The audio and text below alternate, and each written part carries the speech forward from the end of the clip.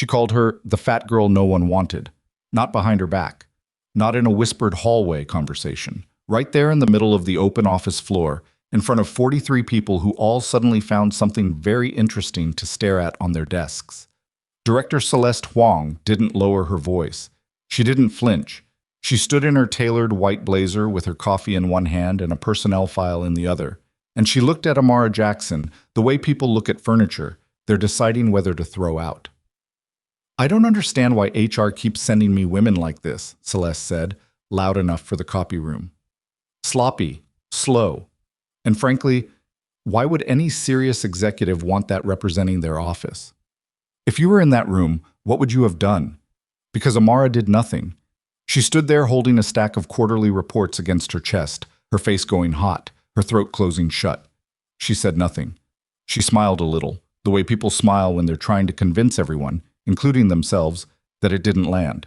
It landed. And 3 weeks later, that same woman who was invisible, laughed at, and written off by everyone in that building, would become the one person a Korean Mafia boss could not afford to lose. If you're watching this and you've ever been told you weren't enough, stay with me. Because this story is for you. Hit that like button. Drop your city or country in the comments.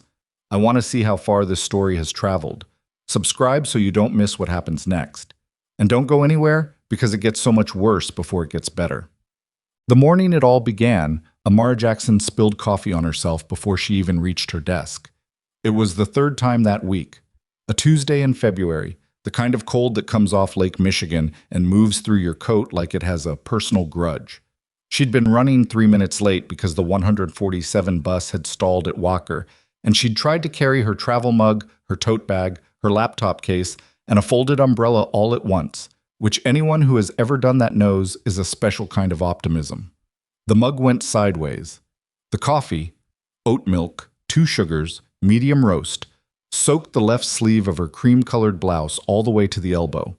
She stood on the sidewalk in front of 444 West Monroe Street and looked at her sleeve. A man in a gray overcoat walked around her without looking up. A woman on a phone call stepped directly into her path, then passed her, then kept talking. Amara adjusted her bag, blotted her sleeve with a napkin that accomplished nothing, and walked inside. The lobby of Hanseong Global Holdings was the kind of lobby designed to make you feel small. 40-foot ceilings, black marble floors that reflected the overhead lights in long, cold columns. The reception desk was staffed by a woman named Ginny, who had perfect posture and had never once, in Amara's 11 months of employment there, smiled at her without looking pained. "You're late," Ginny said as Amara badged through the turnstile. 3 minutes, Amara said. "Director Huang's already asked for the Donovan file." Amara shifted her bag higher on her shoulder and headed for the elevator. She knew the Donovan file. She'd spent part of Sunday at her kitchen table cross-referencing the subsidiary columns because something in the Q3 reconciliation hadn't sat right with her. She hadn't been able to name what exactly. Just a feeling. The numbers breathed wrong. The 32nd floor was already loud when she arrived.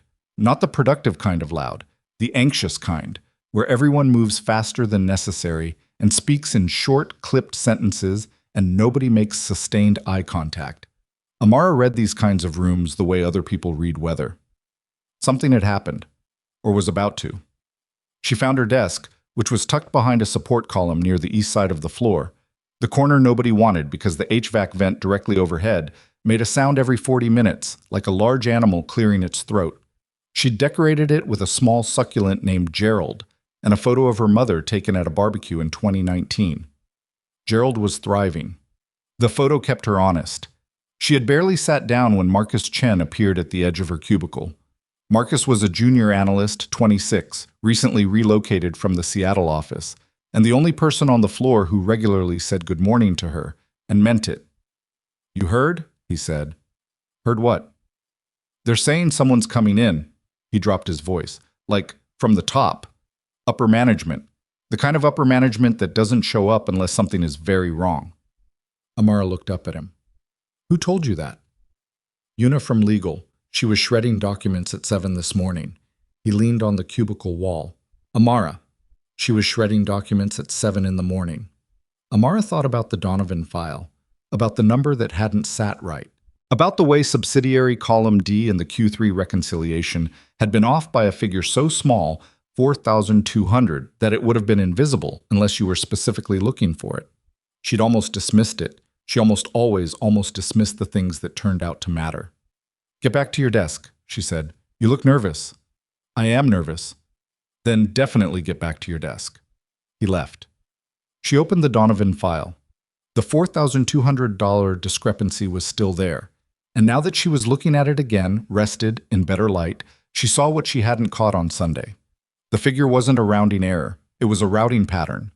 The same small number appearing across 17 different accounts over 9 months, each time attributed to a different transaction category.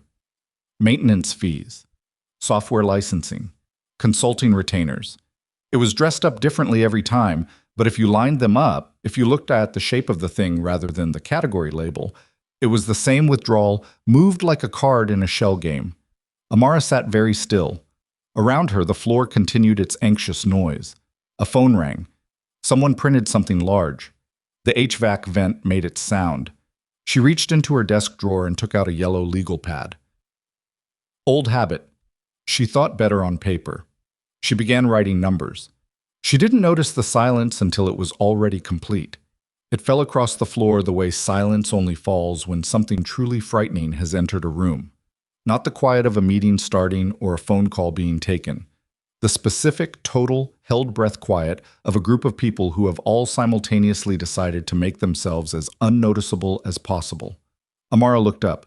The elevator bank across the floor had opened, and 4 men in dark suits had stepped out in a formation that was not accidental. They didn't rush. They didn't look around with the usual visitor confusion. They moved like they already knew the dimensions of every room they would enter that day.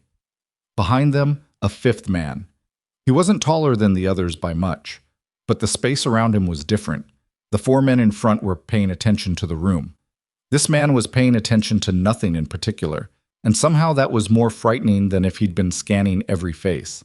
He wore a dark charcoal suit with no tie.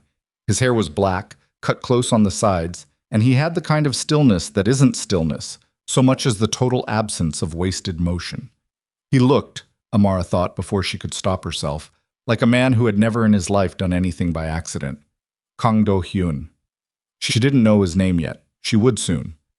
He stopped near the center of the floor.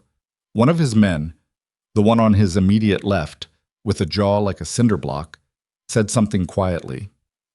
Do-hyun didn't respond. His gaze moved across the room the way you'd scan a document you'd already read, looking for the thing you knew you'd missed. It stopped on Amara. Not for long. 2 seconds, maybe 3. Then it moved on, and Amara realized she was holding her breath and let it out slowly so no one would notice. Director Celeste Huang materialized from somewhere near the conference rooms, moving at a speed that suggested she'd been waiting for this moment and had prepared extensively. She looked composed. Her composure was the expensive kind, maintained the way you maintain a performance rather than a state of being.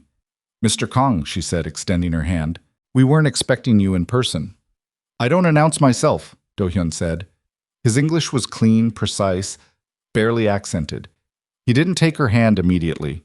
When he did, it was brief. "The breach in Q3 compliance. I'm told your team has been managing it." Celeste's smile didn't move. "We identified some irregularities, yes. Our analysts have been conducting a thorough—" "Your analysts," Do-hyun said, with a tone that finished the sentence without finishing it. Amara looked back down at her legal pad. She looked at the number she'd just written. Her hand was not entirely steady. What she had found, if it was what she thought it was not a compliance irregularity. It was not a routing anomaly or a software glitch. It was the corner of something massive, barely visible above the surface, the way the tip of an iceberg gives nothing away about the tonnage below. She drew a slow breath. She told herself to close the file, to cap her pen, to go refill her water bottle and come back and think about something else entirely. She did not do any of those things.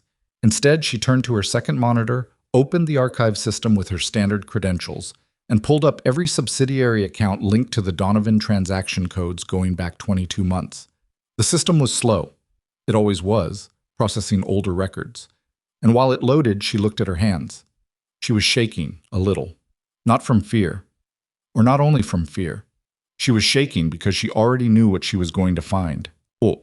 They sent everyone to lunch at noon and kept only department heads for a closed meeting in conference room B. Amara knew this because she'd been asked, by no one directly, just by the general atmospheric pressure of the situation, to leave the Donovan file on her desk and go take her break. She took her break. She sat in the building's lower-level cafeteria with a turkey sandwich she wasn't hungry for, and her phone face down on the table, and thought about what she'd found in the archive system before she'd been pushed out.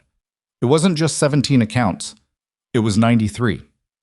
93 separate accounts spread across 4 subsidiary corporations, each one a legitimate-seeming business entity with addresses in Nevada, Delaware, and 2 in the British Virgin Islands. The transactions were not large enough individually to trigger automatic compliance flags. That was the architecture of it. Not one big withdrawal that screams, but hundreds of small ones that whisper, over and over, in different voices, until you add them up. $876 million. That was her rough figure, scratched on the bottom corner of her legal pad in pencil, then rubbed out with her thumb. Not because she doubted the number, because she was sitting in a cafeteria on the 32nd floor of a building where a man with 4 bodyguards had just asked very pointed questions about Q3 compliance, and writing that number down felt like a physical commitment to something she hadn't fully decided yet. 876 million. Moving through legitimate shell structures, bleeding slowly into untraceable holding accounts. This wasn't a bookkeeping error that someone had been covering up. This was a machine, built deliberately, maintained carefully, and operated by someone who understood financial architecture at a level that would require either a very sophisticated accounting team or one extraordinarily skilled individual. Amara ate 3 bites of her sandwich. She checked the time. She thought about her mother, who had worked 3 jobs when Amara was in high school and still managed to show up to every parent-teacher conference, who had told her on the phone just last week that she worried Amara worked too hard at a place that didn't appreciate her. She thought about the look on Celeste Huang's face this morning, in front of the entire floor, loud enough for the copy room. Why would any serious executive want that representing their office? Amara picked up her phone. She found the contact for her building's IT help desk and stared at it for a long moment. Then she put the phone down. She had a flash drive in her desk drawer. She'd bought a pack of them 6 months ago to transfer files between her work and home computers because the company's remote access system was unreliable. There were 3 left in the pack. She finished her sandwich. She folded the wrapper neatly and placed it in the trash. She rode the elevator back up to 32. The floor was still half empty from the lunch push when she sat back down at her desk. Her computer had gone to screensaver. She moved the mouse, watched the screen come back to life, and looked at the archive system still open on her second monitor. The session had stayed active, the way it sometimes did on the older workstations. She looked at the conference room. The blinds were closed. She plugged in the flash drive. It took 9 minutes. The files were large, and the encryption on the archived records made the transfer slow, and every time the progress bar paused, she felt her heartbeat in her fingertips. She kept her face neutral, the way she'd learned to keep it neutral in every meeting where someone spoke over her, every performance review where she was described as adequate. Every morning she walked onto this floor and nobody acknowledged her unless they needed something fetched. The transfer completed. She removed the drive. She closed the archive session, cleared her recent file history, and dropped the drive to the bottom of her tote bag, underneath her umbrella and the granola bar wrapper and the small pouch with her migraine medication. Then she opened the Donovan file to exactly the page she'd been on before lunch, positioned her yellow legal pad beside it, uncapped her pen, and started writing numbers. When the conference room door opened 40 minutes later and Do-hyun walked out with Celeste 3 steps behind him, looking somehow smaller than she had that morning, Amara did not look up. She felt him pause somewhere to her left. She kept writing. She heard his footsteps cross the floor. She kept writing. The elevator opened. The elevator closed. The floor exhaled. Amara set her pen down. She looked at what she'd written.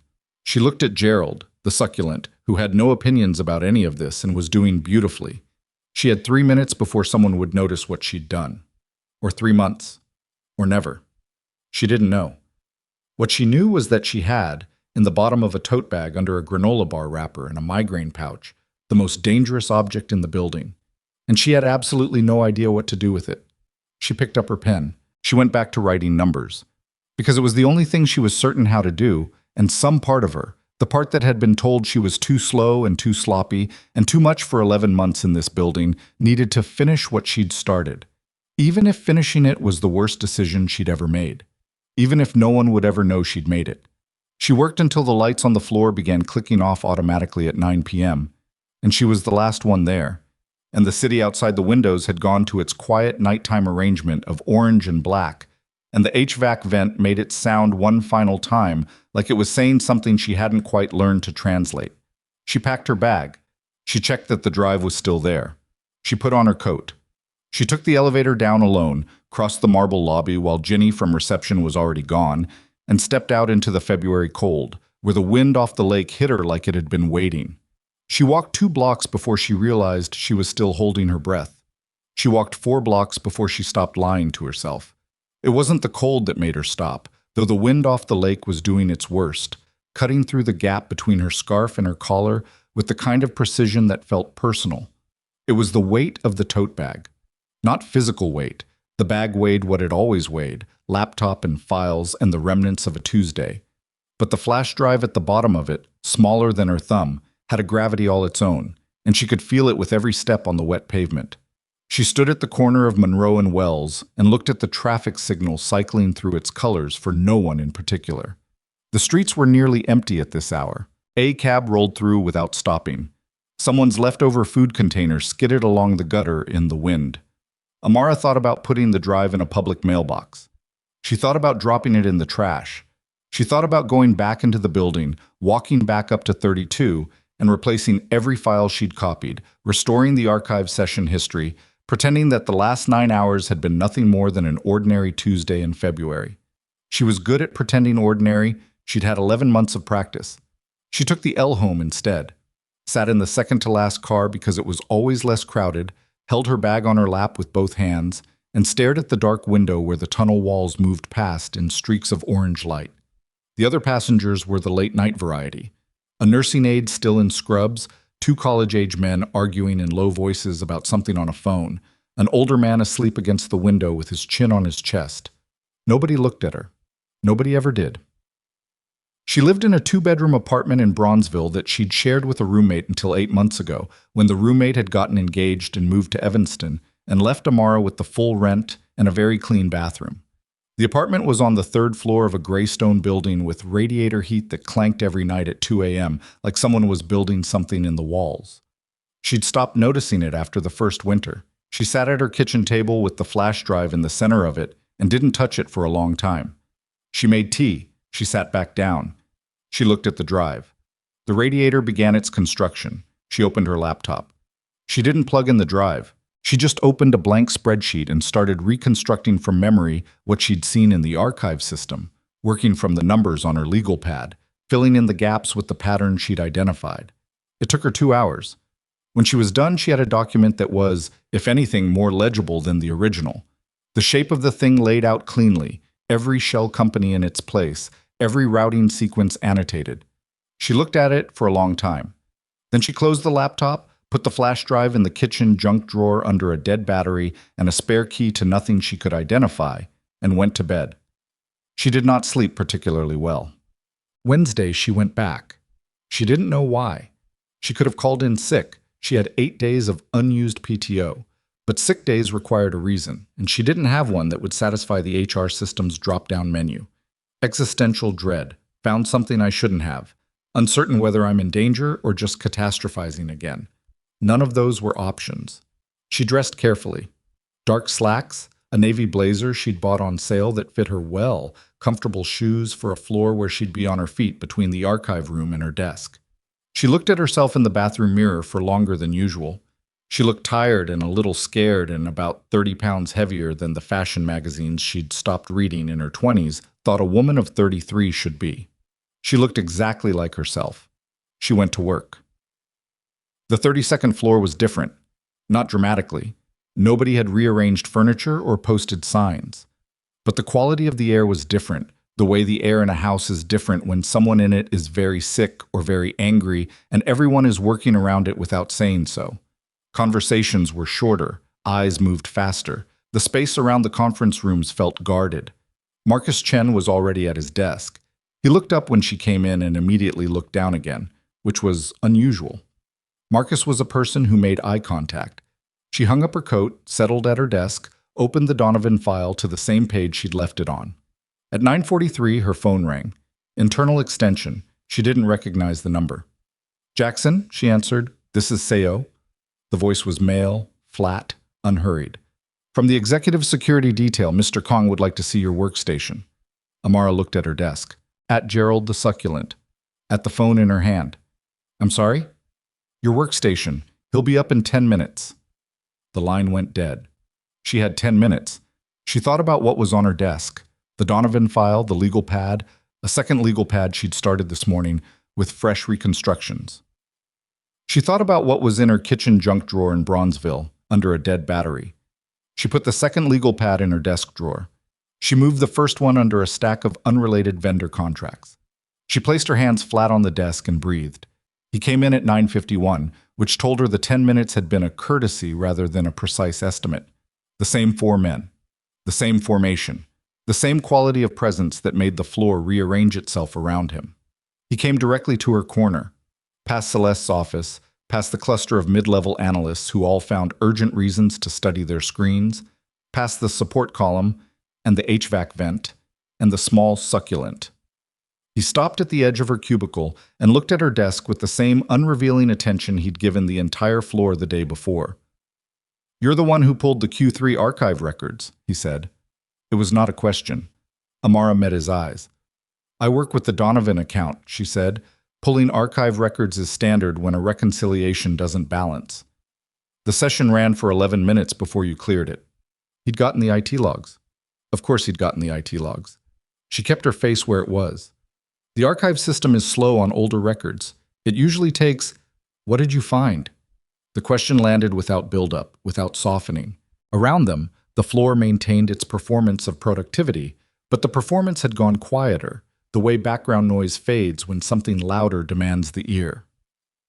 "I found what I reported to Director Huang in the Q3 memo," Amara said. "A reconciliation discrepancy in subsidiary accounts that's not what you found." He said it the way you say something you already know, with no particular heat, just certainty. Amara looked at him. Her hands were in her lap, below the desk line, and she pressed them flat against her thighs to keep them still. "I don't know what you're suggesting," she said. Do-hyun looked at her for a long moment, not the way men sometimes looked at her when they were deciding she wasn't worth their time. Something else. The way you look at a document you're reading very carefully. "Seo," he said. The man who had called her, she identified him now as the one on Do-hyun's left with the jaw like poured concrete, stepped forward and placed a single sheet of paper on her desk. She looked at it. It was a printout of the archive system access log. Her credentials. Her session. Every file she'd opened, in sequence, time-stamped to the second. He knew. He might not know about the drive, but he knew she'd seen everything. The only question was what he was going to do about it. "I'd like you to come with me," Do-hyun said. "What?" They took her to the 45th floor, which was not a floor she had access to and had not previously confirmed existed in the way it turned out to exist. The elevator required a separate keycard. The doors opened onto a space that looked nothing like the corporate floors below. No open-plan desks, no motivational signage, no carpet with the company's geometric logo pattern. A conference room with one long table, high windows overlooking the lake, and enough security equipment along the far wall to suggest the space served purposes beyond scheduling and strategy meetings. She sat on one side of the table. Do-hyun sat across from her. His 4 men arranged themselves at the edges of the room in the way that made leaving complicated. "I'm not going to waste time on the part where I ask you again and you tell me again that you only found the reconciliation discrepancy," he said. "Okay," Amara said. He looked at her. "Okay. You have the access logs. You know what I pulled. Whatever you think I found, you already think I found it. So we can skip the part where I convince you otherwise, because clearly I can't." A pause. Something shifted in his expression. Not much, not warmly, but something. Like a door that hadn't been open had opened the smallest amount. "What you found," he said, "is larger than a compliance issue." "I know. And more dangerous." "I know that too." Then you understand why I need to know how much you saw. Amara looked at him, at the four men at the edges, at the lake through the high windows, gray and enormous in the February light. She thought about her mother.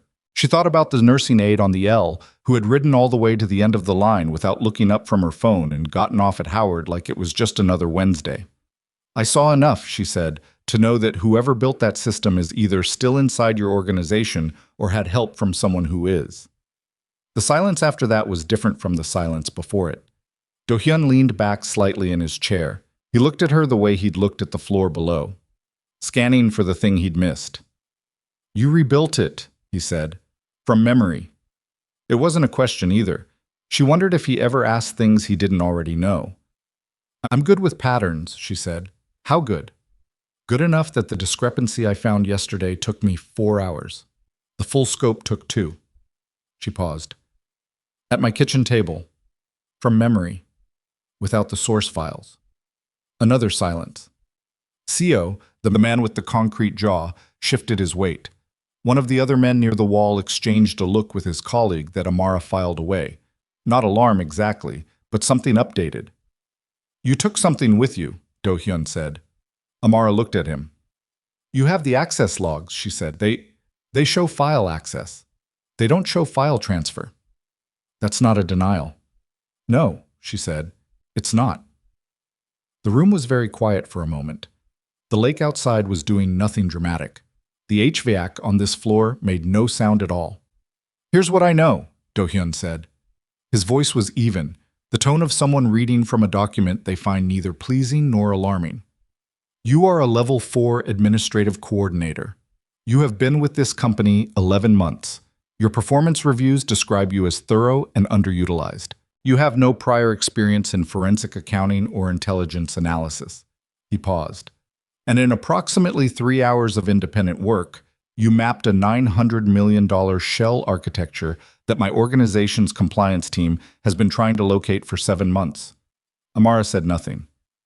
That makes you either extremely lucky, he said, or extremely dangerous. Or both, she said. Something moved through his expression again. Not a smile. The architecture of a smile, maybe, somewhere below the surface. Both, he agreed. They kept her on the 45th floor for 4 hours. She wasn't restrained, wasn't threatened, wasn't treated badly in any concrete way that she could have named to a third party. But she also wasn't free to leave, and the distinction between those two things began to feel smaller as the hours passed. SEO brought her coffee, which she drank because she needed it, and because refusing felt like a performance she didn't have the energy for. Do-hyun left and returned twice, each time bringing a different member of his team into the room for a conversation conducted primarily in Korean at the far end of the table. She caught maybe 1 word in 10. She'd taken a semester of Korean in college, not enough for fluency. Enough to know when people were arguing. They were arguing.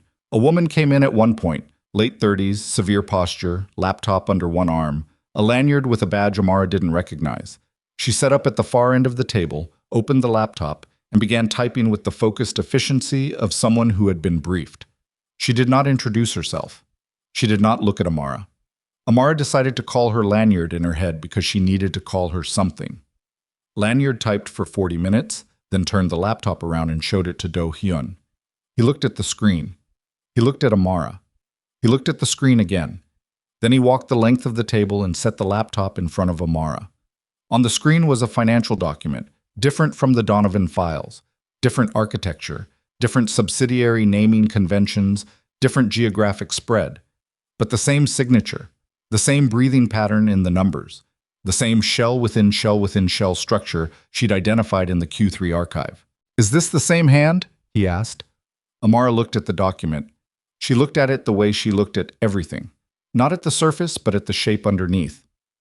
Yes, she said. You're certain. The transaction layering is identical. Whoever built the Donovan structure built this one, probably at the same time, maybe using the same base model. She looked at a specific column of figures near the bottom of the screen. This one's older. The Donovan accounts are the refined version. This is where they learned. Lanyard, at the far end of the table, had gone very still. Do-hyun pulled the laptop back. He looked at Amara for a long moment. You're going to need protection, he said. I work in accounts administration, Amara said. I don't need...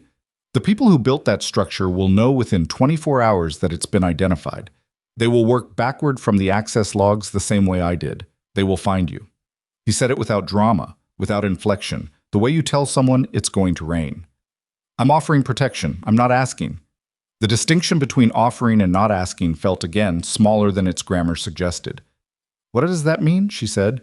Practically. It means you don't go home tonight, he said. She went home. He let her go home, which she understood later was not because she'd won an argument, but because he'd calculated she was more useful cooperative than cornered. She had 2 hours. A car waited downstairs.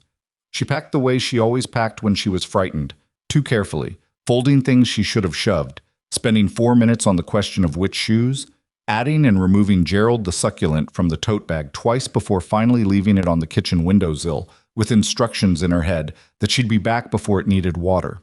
She opened the kitchen junk drawer. She took out the flash drive from under the dead battery. She held it in her palm for a moment. She put it in the inside zip pocket of her coat, close to her ribs.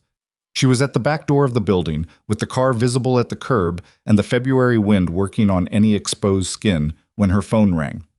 Unknown number, Chicago area code. She almost didn't answer. She answered. Ms. Jackson. The voice was male, older, with an accent she placed somewhere Eastern European but couldn't narrow further. Unhurried. The voice of a man who had never, in any situation in his life, felt the need to rush. My name is Anton Vance. I believe you have something that belongs to a mutual interest of ours. Amara stood at her back door with the cold coming in and the car at the curb and the flash drive against her ribs. I don't know what you're talking about, she said. Of course you don't, Vance said pleasantly. You're a level 4 administrative coordinator. You make copies at the machine near the elevator bank. You eat your lunch alone in the lower cafeteria. You have a succulent on your desk named Gerald. A pause.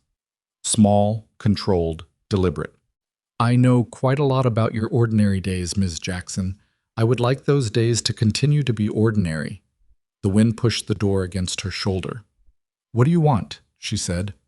The drive, he said. Within 48 hours. In exchange, you return to your ordinary life and no one has reason to think about you again. And if I don't? Another pause, shorter this time. Then your 48 hours become considerably less ordinary, he said. Good evening. The line went dead. Amara stood at the open door. The car was still at the curb. The driver hadn't moved, hadn't looked up, was waiting with the particular patience of someone paid to wait. She thought about the drive. She thought about Do-hyun on the 45th floor, telling her she needed protection, with a tone that did not include a question mark. She thought about Vance's voice, the specific, curated calmness of it, the way it had arranged her entire ordinary life in a sentence like furniture in a room he already owned.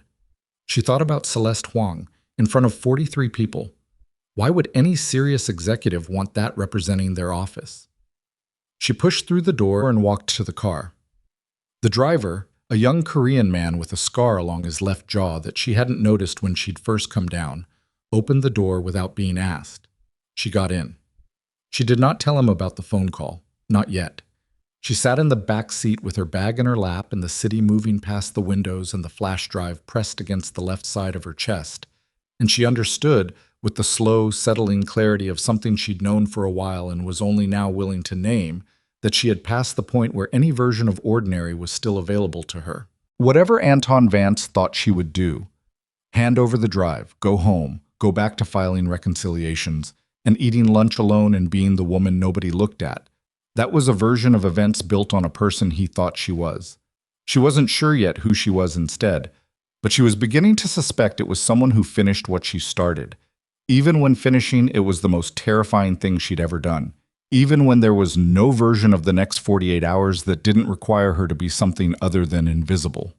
The car moved north, toward the lake, toward the estate she had not yet seen, toward the Korean Mafia Boss who had not asked if she was willing, and the man on the phone who had not asked either. And Amara Jackson, level 4 administrative coordinator, pressed her back against the seat, kept her hand still in her lap, and breathed through it. The estate was north of the city, past the point where the lakefront stopped being public and started being private in the serious, walled, motion-censored way that money makes things private. She didn't see much of it arriving.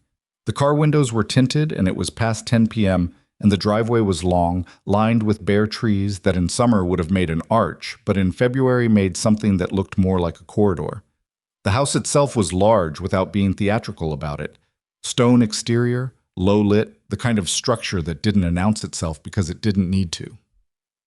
SEO met her at the side entrance, not the front door. She noticed that. He walked her through a kitchen that was industrial in size and empty of anyone cooking, down a hallway with a runner rug that muffled every footstep, to a room on the second floor that had a bed, a desk, a window overlooking what she could only partially identify in the dark as a garden, and beyond it, the edge of the lake. "There's a bathroom through there," Theo said. "Someone will bring food." "I'm not hungry," she said. "Someone will bring food," he said again, without adjustment, and closed the door. She sat on the edge of the bed and looked at her hands. She hadn't told anyone about Vance's phone call. Not the driver, not Seo, not Do-hyun, who she hadn't seen since the car arrived, and who she had no way of reaching in a house she didn't know the layout of. She had 47 hours, approximately. 47 hours before a man she'd spoken to for 90 seconds, made good on a promise he'd delivered with the confidence of someone who had made it before and kept it. She took the flash drive out of her coat pocket and held it. She needed to think. She was good at thinking. Thinking was the thing she did when everything else, the body, the voyeurs, the face that people looked through, fell short. She could think her way through a $900 million shell architecture in 2 hours at a kitchen table. She could think her way through this. She put the drive back in her inside pocket. She unpacked her bag, hung her coat in the closet, set her toiletry case in the bathroom, and arranged her laptop on the desk. She worked on the reconstructed spreadsheet until 2 a.m., not because she needed to, but because working was the only thing that made the shape of the next 47 hours feel manageable. She slept 4 hours. She woke up to gray light through the window and the sound of someone, two someones, arguing in Korean somewhere below her sat. Do-hyun was already in the kitchen when she came down. Not the large industrial kitchen she'd been walked through the night before, a smaller one off the main corridor, the kind that gets actual use. He had coffee. He was reading something on a tablet, and he did not look up when she came in. There was a second mug on the counter. She poured herself coffee and stood at the counter and waited. "Vance called you," he said, still looking at the tablet. She set her mug down. "How?" "Your phone. We monitor all incoming calls to anyone in the building and anyone we bring here." He looked up then. "It's not personal." "It feels a little personal," she said. He looked at her. Almost something around the eyes. "What did he offer?" "My ordinary life back." She picked up the mug again. "In exchange for the drive." "And you didn't tell us." "I'm telling you now." "You're telling me 14 hours later." She held his gaze. "I needed to think." He watched her for a moment, the same reading a document quality of attention. "You have 46 hours, he said. "I know." Vance is not a man who extends deadlines. "I know that too." Do-hyun set the tablet down. He looked at her the way he had in the conference room on the 45th floor, like he was recalibrating something. "What were you thinking about?" he said. "For 14 hours. Amara wrapped both hands around the mug. "Whether to give it to him," she said. The kitchen was quiet. Somewhere in the house, a door closed. "And?" he said. "The drive is the only leverage I have," she said. "If I give it to him, he has no reason to keep me alive. He told me I'd get my ordinary life back. That's not a promise. That's a thing people say when they want something and haven't decided yet what happens after they get it." Do-hyun said nothing. "You need the drive," she continued. "Vance needs the drive. The only position where I have any value to either of you is while I'm holding it." She paused. "So I'm not giving it to him." "You're giving it to me." "I'm giving it to neither of you," she said. "I'm using it." The quiet in the kitchen changed quality. It was the kind of quiet that happens when something has been said that rearranges the structure of a conversation. "You understand what Vance is," Do-hyun said. "I understand what the file shows me about the people he works with. Yes. He's killed people for considerably less than what you're holding." "I know." She took a sip of coffee. "I spent 4 hours last night being very aware of that. And then I spent the other 4 hours thinking about what I found in those files. And I think the reason nobody has been able to locate the Shell network for 7 months is because they've been looking at the trees instead of the forest. She looked at him directly. I can find it. The center of it. The single structural point that holds the whole architecture together. But I need access to your full intelligence database. Not the compliance records, the actual operational intelligence. Do-hyun looked at her for a long time. That database, he said, contains information that has gotten people killed. I'm already in the position where that's a risk, she said. I'd rather be in it with better information. Another long silence. He picked up his tablet. He put it back down. I'll think about it, he said. It was the first time she'd heard him say anything that had a question mark inside it, even a hidden one. She took that as something, though she wasn't sure yet what. His name was Kong Min Jae, and she met him that afternoon. She knew he was Do-hyun's younger brother before anyone told her. There was enough of the same construction in the face, the same economy of movement, though on Min-ji, it read differently. Where Do-hyun's stillness was a kind of precision, Min Jae's was the stillness of someone holding something back. He came into the room where she'd been set up with a secondary workstation. Do-hyun had granted partial database access, not the full operational files, enough to work with. And he stood in the doorway with his hands in the pockets of his jacket and looked at her setup with an expression she read, at first, as curiosity. You're the secretary, he said. I'm the financial analyst, she said, because she was tired of the other word. He almost smiled. It didn't reach. Do-hyun trusts you. He's cautious about it, she said. There's a difference. Min Jae came into the room then, looked at the screens, looked at the database she'd been working through. His eyes moved across the data quickly enough that she noted it. He wasn't reading casually. He was looking for something specific. You find anything useful? He asked. Working on it. What are you working on specifically? She looked at him. His hands were still in his pockets. His expression was still arranged into something adjacent to friendly. Subsidiary routing in the Eastern European accounts, she said. It was true and also not the thing she was actually focused on, and she watched to see if the distinction registered on his face. It didn't. Or it did, and he was better at faces than she'd given him credit for. Let me know if you need anything, he said, and left. She watched the empty doorway for a moment. Then she went back to her screens. The access Do-hyun gave her was expanded that evening, without explanation or ceremony. She arrived at her workstation after dinner to find the database had updated to include 2 additional operational files she hadn't had before. She didn't thank him. She got to work.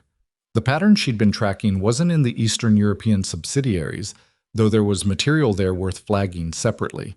It was in the communication infrastructure, not financial at all technically, but the operational intelligence files included metadata from intercepted communications. And in those metadata logs, she found something that stopped her hands above the keyboard. The breach hadn't started from outside.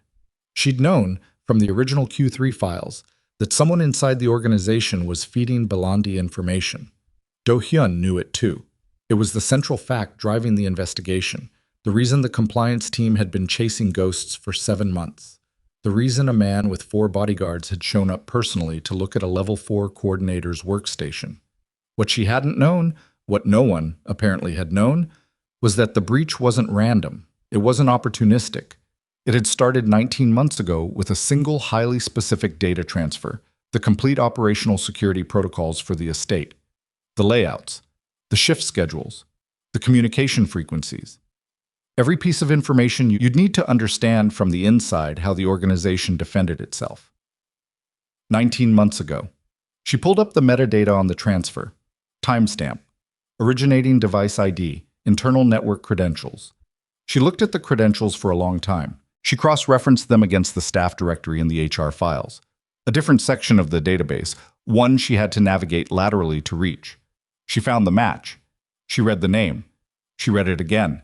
She sat back in her chair. The name was Kong Min Jae. She didn't go to Do-hyun immediately, not because she doubted what she'd found. The data was unambiguous. The credentials were not shared. The transfer had been made from a device registered exclusively to his brother. But because she sat with it for 40 minutes and tried to find another explanation and couldn't, and then she sat with the absence of another explanation for another 20 minutes, and that was somehow worse. 19 months of feeding Belandi information. Through the shell architecture, through the financial operation, through the security protocols of the various states she was sitting in right now. The younger brother. The most trusted lieutenant, she'd overheard CO say that morning in passing, speaking to one of the other security men in the corridor outside her room. Most trusted lieutenant, 19 months. She printed nothing. She saved a compressed copy of the metadata log to the flash drive, her drive, which she'd integrated into the workstation's secondary port. And then she went to find Do Hyun. He was in what she'd mentally categorized as the operations room, a large space on the ground floor with multiple screens along one wall and a table covered in paper files organized with the precision of someone who still trusted paper over digital when it mattered. He was standing with CO and two of the other security men, pointing at something on one of the screens, talking in a low voice. He stopped when she came in. "I need to talk to you," she said, without anyone else in the room.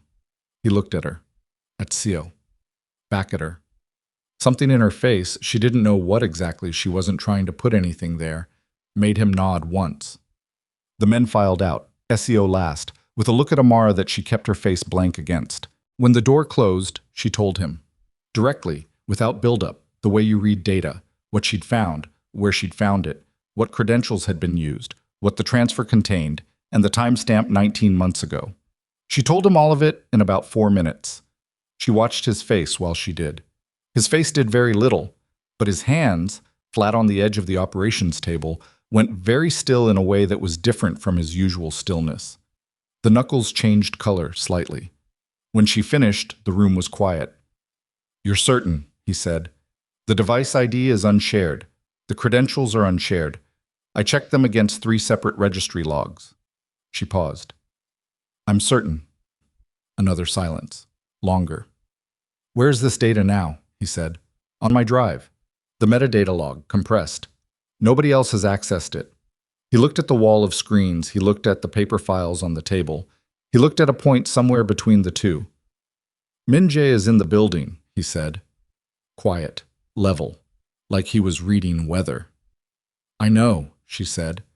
He straightened. He pulled his jacket straight with one brief, contained motion.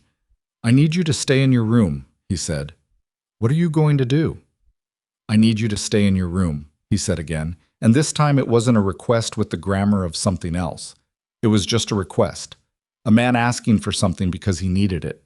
The difference was specific, and she heard it. "Okay," she said. She went to her room. She sat on the edge of the bed. She listened to the house. For 20 minutes, nothing. Then voices. Below. She couldn't make out words through the floor, just the register of them. 2 male voices. Then a third, CO's. Then something that was not a voice. She stood. She was in the hallway when the shot went off. Not loud.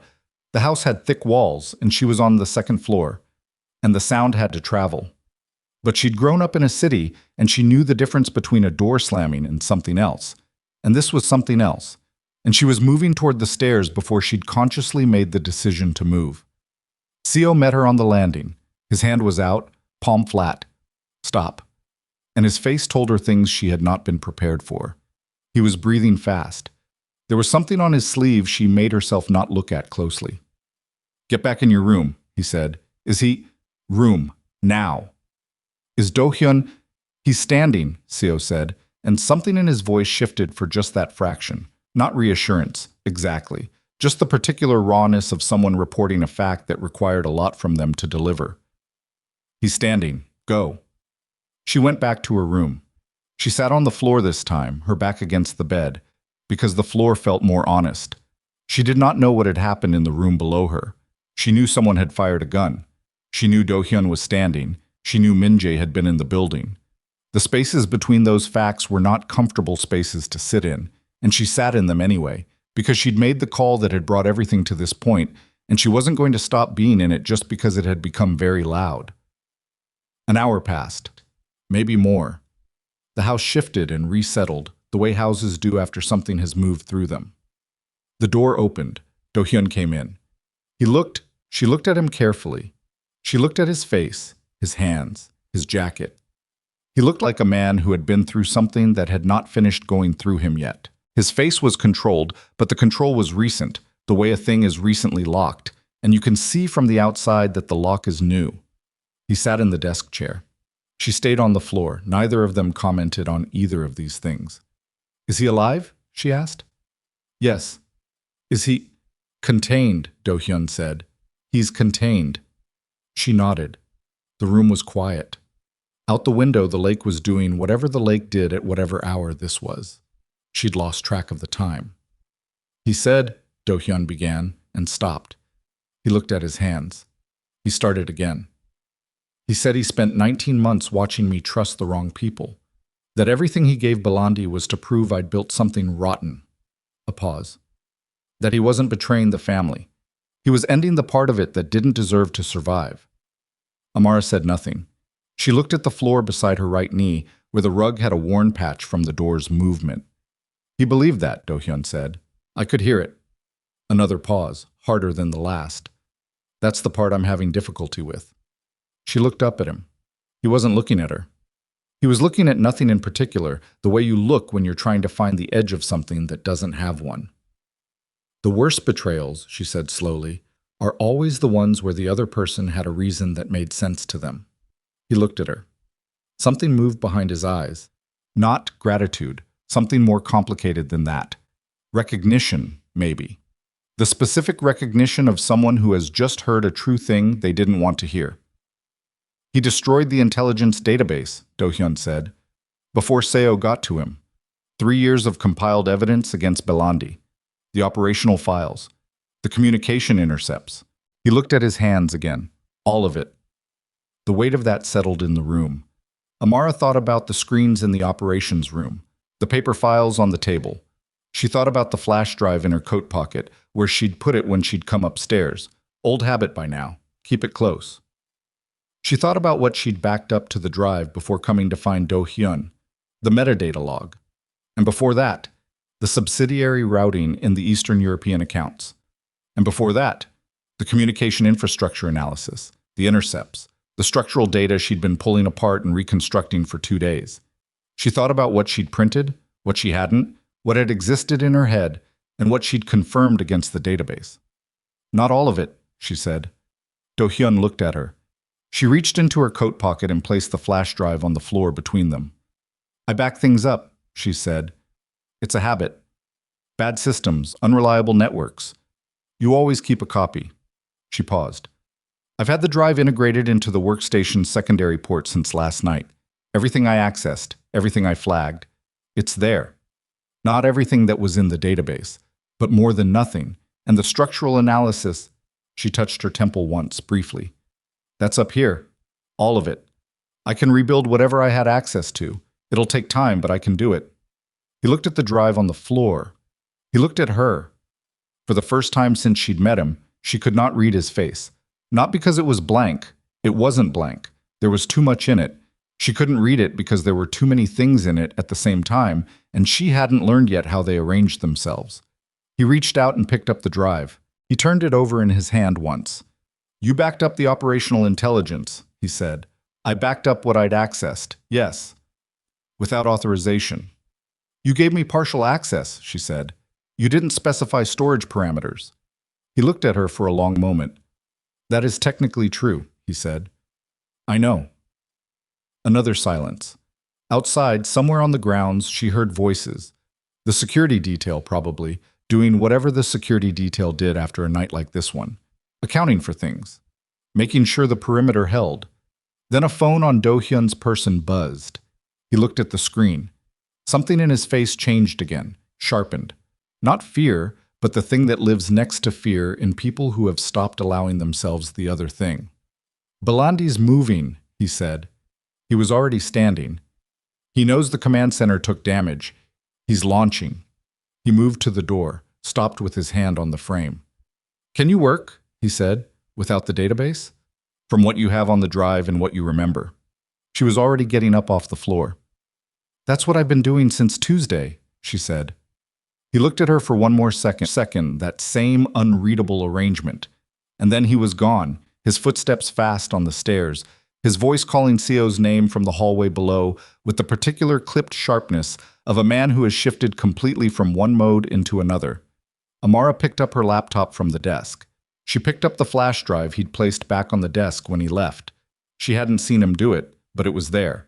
She looked at Gerald, who was not there because Gerald was in Bronzeville on a kitchen windowsill, and she thought about that briefly and nonsensically, and then she pushed the thought away. She thought about the 46 hours that had become considerably fewer. About Vance, who would hear what Belandi was doing and understand that the window was now or never.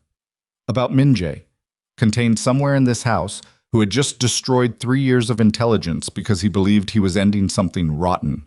About Do-hyun on the stairs, calling Seo's name, and the way he'd said he's standing when she'd asked if he was okay, and the specific quality of relief she'd felt at those 2 words that she hadn't been prepared for. She was not the same woman who had spilled coffee on herself on the corner of Monroe and Wells on a Tuesday in February. She wasn't sure yet what she was instead. But something had turned over in her, some deep internal gear, and the woman who had stood at the copy machine for 11 months while other people decided she wasn't worth looking at. That woman was not who was going to walk out of this room. She moved to the door. She went downstairs. Whatever was coming through the perimeter, she was going to be ready for it in the only way she knew how, to be ready for anything. She was going to work. The basement level of the estate was not on any floor plan she'd been shown. She found it by following Seo, who didn't know she was following him, down a corridor she hadn't used before, through a door that required a separate code, down a stairwell with bare concrete walls and strip lighting that hummed at a frequency she felt behind her eyes. The air changed at the bottom, cooler, more controlled, the specific climate of a space built to house equipment that didn't tolerate variation. The command center was 3 rooms. She understood their functions before anyone explained them. Communications in the first, operations coordination in the second, and in the third, the largest, a bank of monitors showing the estate grounds from every angle, a long table covered in hardware she could identify by function, if not by brand, and 4 men who looked up when she walked in and then looked immediately at Seo. "She's working," Seo said, and the 4 men looked back at their stations. She found a clear section of the table, opened her laptop, plugged in the drive.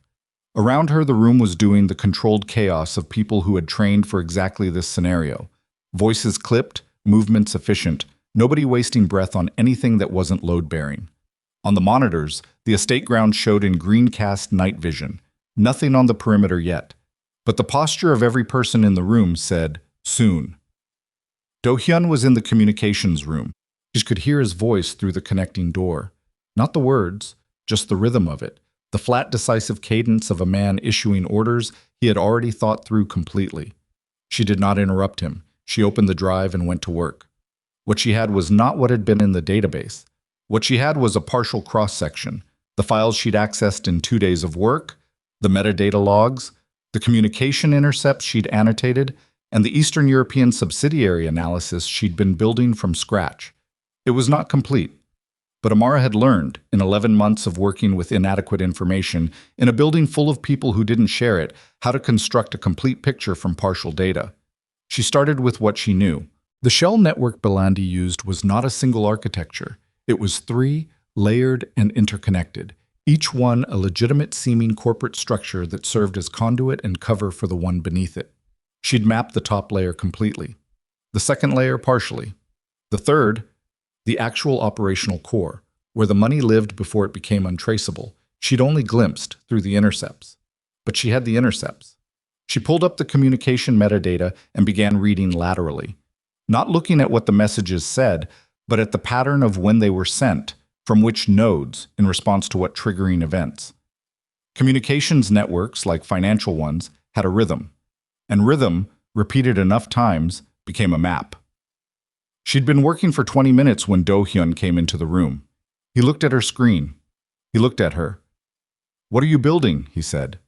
"The core," she said. "The third layer accounts. I think I can find them." "From what you have." "From the intercept timing. The messages cluster around 3 nodes. I have partial identification on 2 of them. The third is somewhere in the communication pattern. I just need—" She stopped, looked at the screen, looked at a specific cluster of timestamps that had been bothering her for the last 10 minutes without her being able to name why. "Give me a minute." He gave her a minute. She could feel him behind her, not hovering. He wasn't a hoverer, just present. The room continued its controlled noise around them. She found it in the gap, not in the messages themselves, not in the nodes she'd identified, but in the silence between them. 3 separate occasions had been sent from a known Belandi node, and the expected response from the organizational network had been delayed by exactly 14 minutes. Not 12, not 16. 14, every time, with the kind of consistency that wasn't coincidence. 14 minutes was enough time to reroute a communication through a third-party relay server, which meant the node she was looking for wasn't in Belandi's network directly. It was a relay. A clean room. Something set up specifically to keep the core accounts invisible from both sides of any potential investigation. It's a relay, she said. The third node. It's not in his network, it's in between. A clean relay server. She pulled up a different section of the intercept data, cross-referenced with the subsidiary routing she'd built from the Eastern European accounts. If the relay follows the same geographic logic as the financial routing, and it should, because you build your communications infrastructure the same way you build your financial one, it's the same instinct, then it's in one of 3 locations. She pulled up a clean document and wrote 3 city names: Sofia, Riga, Tallinn. Do-hyun looked at the list. 3 Eastern European cities, he said. 3 banks, she said. 1 in each city. The intercept timing is consistent with those geographic locations based on standard relay latency. If those banks are processing Belandi's core transactions, she looked up at him.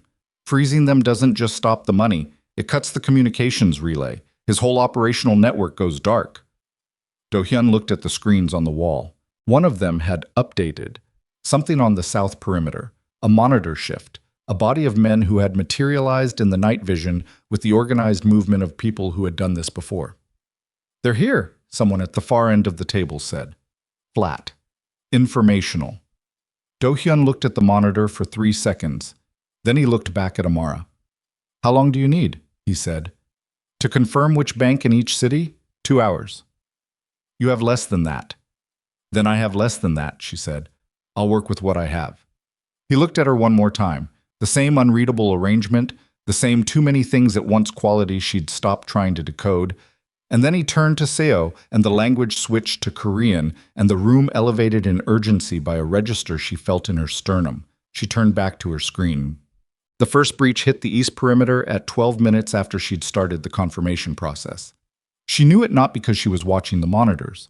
She'd deliberately positioned herself facing away from them, because she needed to not see what was happening on the grounds if she was going to be useful. But because the room changed. The voices changed frequency. Feet moved differently on the concrete floor. And somewhere above her, through the ceiling that was also the first floor of the house, she heard the muffled report of something that she identified and then immediately filed away, because she could not afford to have an appropriate reaction to it. Sofia first. She had partial identification on the Sofia Bank from the subsidiary routing, a shell company called Meridian Asset Services, registered to an address that she'd flagged 2 days ago as a likely relay point.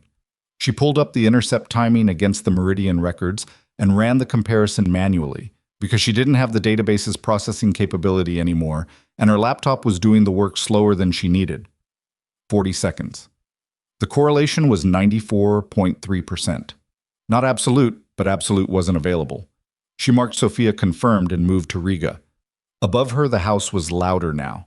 Not chaos, trained response, which has its own particular sound, purposeful and urgent and punctuated by things she categorized without looking.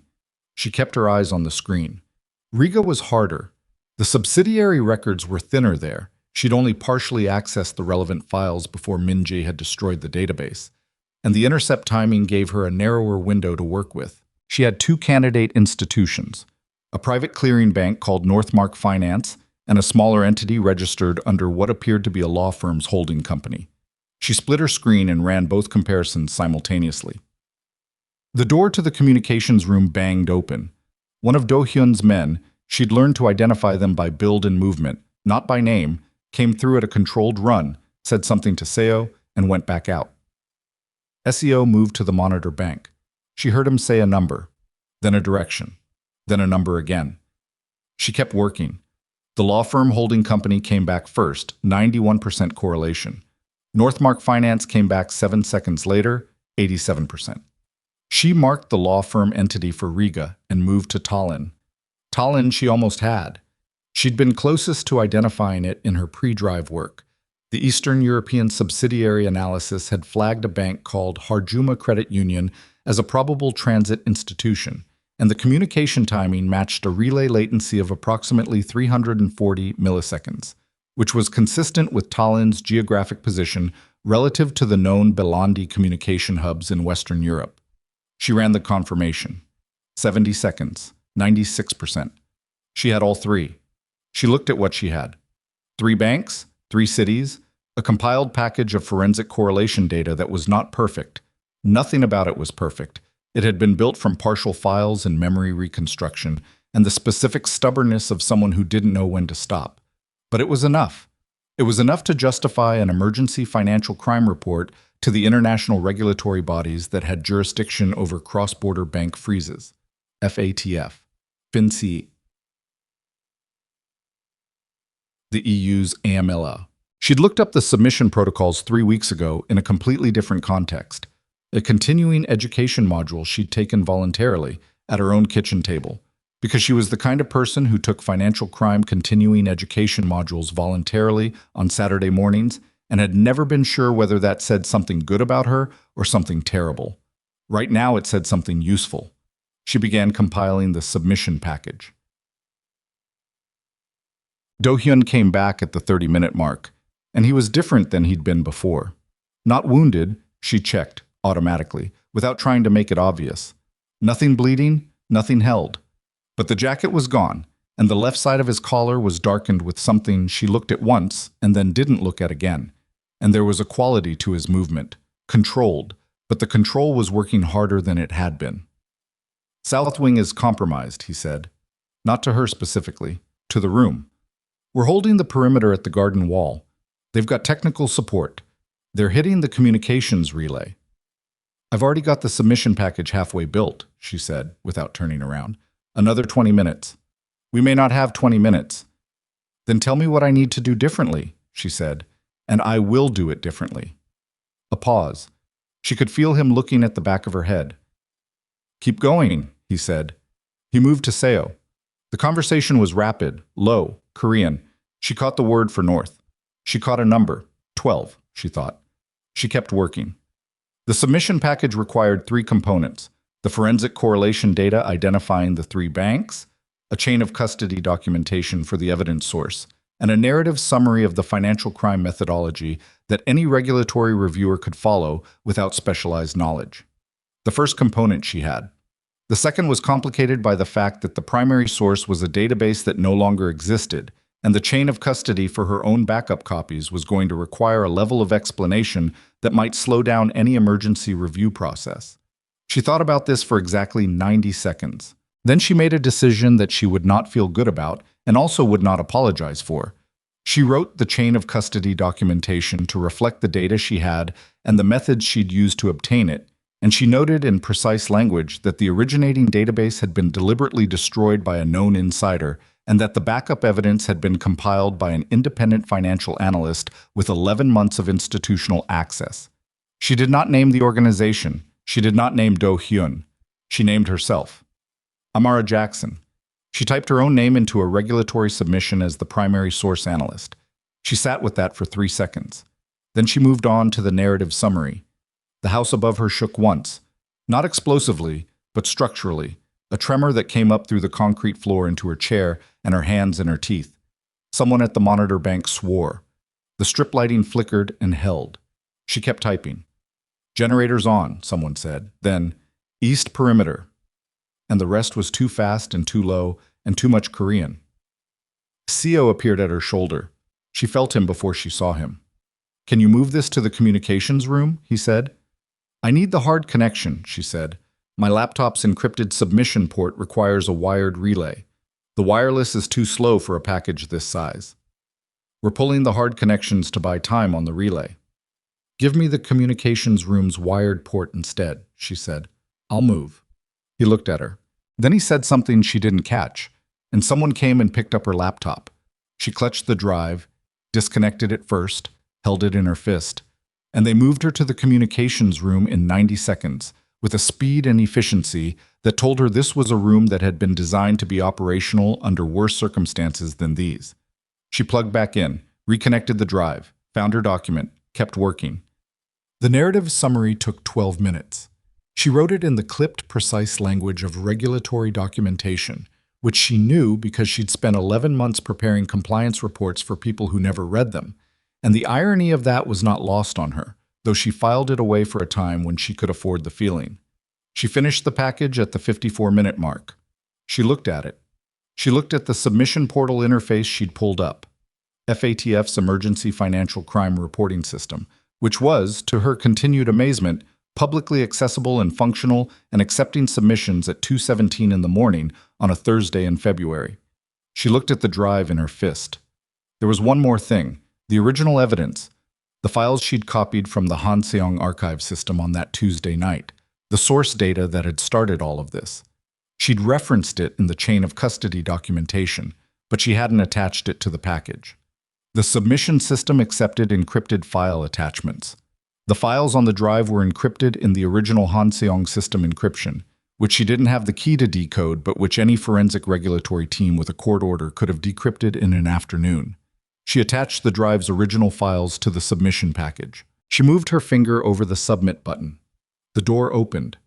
Not Seo, not Do Hyun, Min. She understood later, when she had time to understand things, when the sequence of the night had organized itself into something she could look at, that the detail that had been assigned to contain him had been pulled to the south perimeter when the wing compromised, because you make triage decisions in an active breach, and a restrained man in a locked room is lower priority than 12 armed men at your garden wall.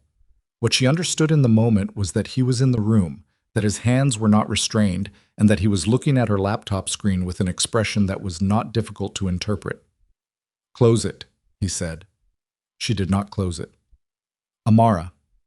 He said her name with a specific emphasis, familiar, almost gentle, which was worse than if he'd said it with anger.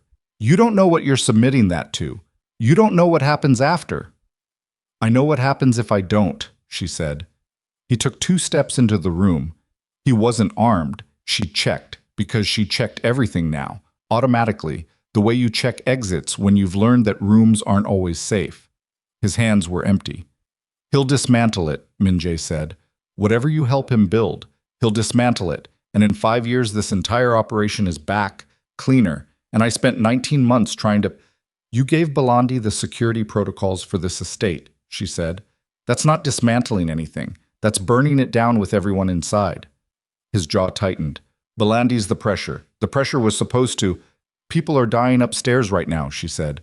"Your brother is—" "My brother made this." The gentleness was gone. His voice cracked at the edges. Not quite composed, not quite not. Everything in those files, every shell company, every dollar, he made it. I just made sure the people who needed to find it could find it. By giving a crime financier the address of every person in this building. He had no answer for that. She could see the specific silence of someone who has an argument that stops working when confronted with the thing that it costs. She turned back to her laptop. He moved fast for someone who had, presumably, spent the last several hours confined. His hand came over her shoulder and hit the trackpad, and the screen jumped. Not closed, not submitted, but displaced, the cursor sliding across the interface. She grabbed his wrist with her left hand without thinking. Her grip was— she was surprised by it, the strength of it, born of pure adrenaline and the specific fury of someone who has been interrupted at the worst possible moment for the entirety of her professional life. He was stronger than her, obviously. He pulled his wrist free. But the 2 seconds she'd bought were enough for her right hand to find the trackpad again, and she moved the cursor back and she looked at the submit button. He grabbed the laptop. She grabbed the drive. The laptop slid off the table. She heard it hit the concrete floor. She didn't look at it. She was looking at the drive in her hand. The drive with the original files, the compiled evidence package. The submission that was now not submitted because she needed the laptop to submit it. Min-jae looked at the drive in her hand. She looked at him. "That drive," he said, "is the only copy." "Of several things," she said. "Give it to me." "No." He stepped toward her. She stepped back. Her back hit the edge of the communications table, and she had nowhere to go, and she knew it, and he knew it. The door opened. Do-hyun. He took in the room in under a second, the laptop on the floor, his brother 2 feet from Amara, Amara against the table with the drive in her fist. And something happened in his face that she had no word for. Not rage. Older than rage. The specific devastation of a man who had hoped, in some remaining functional part of himself, that the data was wrong. Min-jae turned. The 2 brothers looked at each other. The room was very quiet. The communications equipment hummed. From somewhere above and to the east, there was a sustained sound that she categorized and set aside. Young, Min-jae said. The Korean word for older brother. He said it the way you say something you've been carrying for a long time. You know I'm not wrong. You killed 3 of my people tonight, Do-hyun said. Belandi's men killed. You put them in this building. His voice was even. The evenness was the most frightening thing about it. You gave him the codes, the schedules, the floor plans. Those are my people. Some of them have been with me for 10 years. He stopped. His throat moved. You did that. Min-jae's jaw worked. I did it to end. Don't. Quiet. Final. Don't tell me what you did it to end. The silence between them had the specific weight of 19 months in it. Min-jae looked at the drive in Amara's hand. He looked at Do-hyun. Something moved through his face, calculation, she thought at first, and then looked again and thought, grief. The calculation and the grief at the same time, which was worse than either one alone. He moved. Not toward Amara. Toward the communications bank on the far wall. A specific panel, one she recognized as the relay junction for the estate's external network connection. He hit it with the flat of his hand, hard, and a section of the panel swung open, and inside was not electronics, but a secondary hardwired connection she had not known was there, and clearly Do-hyun had not either, because he moved the moment Min-jae's hand went to it, crossed the room in 3 steps, and there was a struggle that lasted approximately 4 seconds, and was brutal in the specific way that fights between people who know each other are brutal. Too close, too personal, no clean lines. SEO came through the door, 2 of the other men behind him. Min-jae was restrained in 6 seconds, 7 at the outside. But in those 6 seconds, he'd gotten the relay junction panel open and done something to the hardwired connection that she couldn't see from her position and wouldn't know the effect of until she tried to use it. He was breathing hard. Do-hyun was breathing hard. There was blood on Do-hyun's hand, whether from the struggle or from before she couldn't tell. Seo said something. Do-hyun said something back, single word. Min-jae was removed from the room. Do-hyun stood with his back to her for a moment. His shoulders moved once. Then he turned. The relay, he said. His voice was not entirely steady. The first time she'd heard that. I don't know what he did to it, she said. Can you submit without it? She looked at the laptop on the floor. She picked it up. The screen was cracked across the lower third.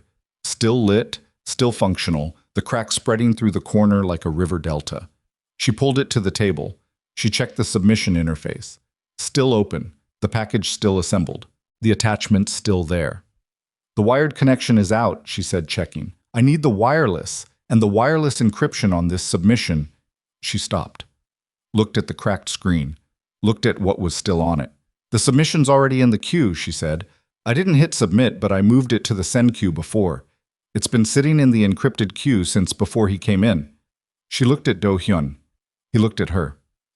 The wireless is slower, she said, but if the session's still active, she checked the connection status. The wireless was running. Reduced bandwidth, irregular signal, but running. The queue status showed 1 package, status, pending upload. She hit transmit. The progress bar appeared. It moved at a speed that felt, under the circumstances, physically painful. 3%, 4%, the kind of progress that demands you watch it even when watching it changes nothing.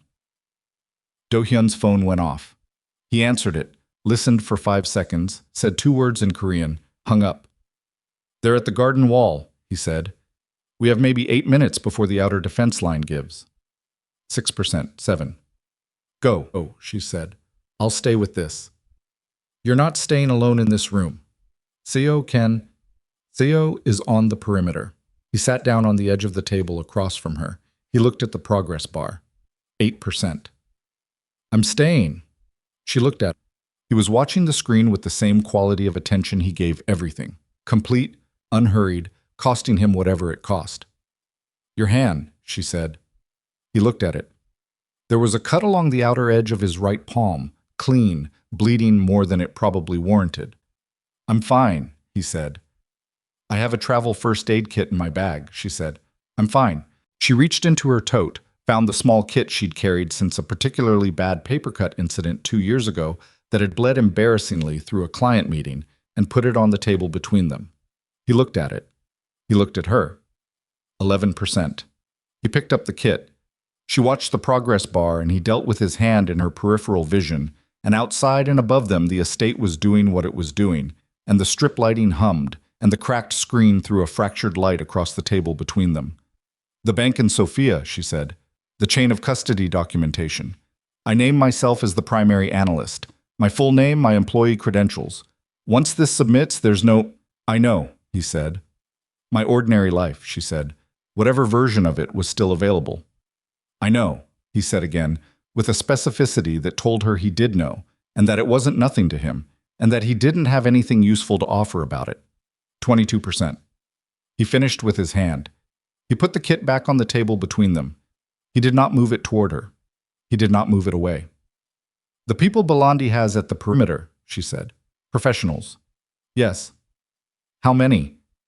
"Enough," he said, and she understood that was as specific as he was going to be. 29%. The wireless signal flickered and held. She watched the number climb. She thought about 48 hours ago, when she'd been standing at her back door in Bronzeville, with the wind coming through and Anton Vance's voice in her ear telling her her ordinary life was still available if she made the right choice. She thought about the right choice. She thought about what it looked like, the right choice, when you were standing inside it. She thought it looked like a cracked laptop screen and a progress bar at 31%, and a man sitting across a table from her, wrapping his own hand in bandage from her travel kit, watching the same number she was watching with the same quality of attention he gave everything. 38%, 39. From above, a sound she cataloged and set aside because cataloging it was all she could do. Do-hyun looked at the ceiling for 1 second, then back at the screen. "Whatever happens up there," she said, "this submits." He looked at her. "Yes," he said. 47%. She put her hands flat on the table and breathed through the climb and did not look away from the screen, because looking away felt like the one thing she absolutely could not afford. And the number moved, 6%, 7 through 50, and past it. And the sounds above were what they were. And she breathed through those too, and somewhere in the range between 61 and 62% she felt Do-hyun's hand, his left hand, the uninjured one, settle flat on the table next to hers. Not touching. Just there. She kept breathing. The number climbed. 74%, 75. The lights flickered. The connection status blinked. She stopped breathing and held. 80%. 83. The door at the top of the stairwell, above them, opened. Footsteps on the stairs. Multiple. Fast. Do-hyun was on his feet before she processed the sound, and she grabbed the laptop and pulled it against her chest with the drive in the same hand, the cracked screen against her sternum, progress bar she could no longer see still climbing in the dark behind the closed lid. The door burst open, says Seo, and behind him, 2 of the men from the perimeter, neither of them unmarked, both of them breathing like they'd run. "North wall is holding," Seo said. He was looking at Do-hyun, but he was also looking at Amara, and the order of it said something. "East is clear. They're pulling back." Do-hyun said something in Korean. Seo responded. Amara opened the laptop. 91%. She looked at the number. She put the laptop back on the table. She sat down in the chair, and she watched the last 9% climb with the same quality of attention she'd given the first 91, because there was no version of anything where she looked away from this now. 94. 97. 99. The screen changed. Submission received. Case reference number generated. Emergency review protocol initiated. She sat with that for a moment, just sat with it. The room was very quiet. Seo and the 2 men from the perimeter were very quiet. Do-hyun, behind her, was very quiet. She looked at the case reference number on the screen. 12 digits, auto-generated, impersonal, the bureaucratic exhale of a system that received this kind of submission and would now begin, slowly, and systematically, and without any regard for what it had cost to send it, doing what it was built to do. She picked up her phone. She opened the camera. She photographed the screen. "It's submitted," she said. Her voice came out level, which surprised her. "Emergency review protocol. They'll have the package within the hour." She paused. "After that, the account freeze orders. That depends on the reviewing body, but with an emergency designation, 48 hours, maybe less." She looked at the case number one more time. Then she closed the laptop carefully along the crack. She looked at her hands on the table. They were steadier than they had any right to be. She thought about the progress bar, about the cracked screen, about the hand that had been flat on the table next to hers at 74%, not touching, just there. She thought about what came after this. The regulatory process, the freeze orders, whatever Vance would do when Belandi's account started locking, what the morning would look like in a house that had spent the night under assault and was now very quiet in the specific way of something that has been through something and is still standing. She thought about Gerald on the kitchen windowsill in Bronzeville and whether he needed water. She thought she was going to be okay. She wasn't sure about anything else yet, but she thought she was going to be okay, and for the moment, for this specific moment in a basement room with a cracked laptop and a reference number on a screen, that was enough to be getting on with. The freeze orders came through at 4:51 in the morning, and Amara almost missed them. She had been awake for 22 hours by then, and her body had reached the stage of exhaustion that stops feeling like anything. Not pain exactly, not numbness either, but the specific hollowed-out state where you exist at the surface of yourself, processing what's in front of you without the depth that feeling requires. She was sitting in the communications room with the cracked laptop and a mug of coffee that had gone cold 40 minutes ago, watching 3 separate monitoring windows, and she almost closed the wrong tab when the first notification came through. She didn't close it. She caught it. She read it twice before she understood what she was reading, and then she read it a third time because understanding wasn't the same as believing. The EU's Emergency Financial Oversight Division. Sofia. Meridian Asset Services and its 7 subsidiary shells. Locked pending forensic review. 3 lines of bureaucratic text, a case cross-reference number, an estimated review timeline. She stared at those 3 lines the way she'd stared at the $4,200 discrepancy on a Sunday at her kitchen table, not at what they said on the surface, but at what they meant underneath. It had worked. She sat with that for a long moment. Around her, the communications room hummed with the equipment that had been running all night, the monitors showing the estate grounds in green-cast night vision, the perimeter still being held by men she could see only as shapes on a screen. The house above her was quieter than it had been at 2 a.m., quieter than it had been at 3. The specific quiet of a place that has been through something sustained and difficult and is still, just barely, standing. She opened the second monitoring window. She waited. The Riga confirmation came at 5:33. The law firm holding company and its associated transit accounts, frozen under joint authority. 6 lines of text this time, slightly different formatting, different reviewer. She read those 6 lines and felt something shift in her chest. Not release, not yet, but the first movement toward it, like the first crack in ice that has been holding all winter. She drank the cold coffee. She didn't notice it was cold. Tallinn came through at 6:12, just as the sky outside the high window was making its first adjustment from black to the dark gray that precedes dawn. Harjuma Credit Union. 43 associated accounts across 11 jurisdictions. She read the confirmation number, read the case cross-reference, read the words "emergency freeze order executed," and sat back in her chair and put both hands flat on the table and breathed. 3 banks. 3 cities. 73 accounts confirmed frozen. The communications relay dependent on the same banking infrastructure had gone dark when Tallinn locked. She could see it in the monitoring data, the specific flatlining of the signal she'd been tracking since before midnight. Belandi's network hadn't just lost funding, it had lost its nervous system. She thought about the South Wing, about the sounds she'd cataloged from below, about CO saying 3 of ours, wounded, and the specific way he'd paused before the next part. She thought about what winning looked like when it cost that much. CO found her at 6:30. He set coffee and rice on the table without comment. She ate it without tasting it, which was its own kind of efficient. Perimeter, she said. Clear since 4:15, he said. They lost coordination when the relay went down. The withdrawal was organized, not a rout, but they were pulling back with purpose. He looked at the monitoring screens. They knew before we did that it was over. The one you didn't know about, she said. Last night. Seo's jaw moved. He looked at the corner of the room rather than at her, which told her more than if he'd looked directly at her. Young-ho, he said, 10 years with the organization. He'll be out of the hospital in 4 days. A pause, measured and deliberate. He'll walk with a limp. She looked at her hands on the table. I'm sorry, she said. She meant it in the full weight of the 2 words, not as a courtesy. Seo looked at her. Something in his face had changed from the first time she'd met him, though she couldn't have said precisely when the change had happened, whether it was gradual over 4 days or sudden in some specific moment she'd missed. He didn't look at her like a complication anymore. He looked at her like a person. What you did, he said. Not building to anything, not qualifying it, just those 3 words standing on their own. It was the only thing that made sense to do, she said.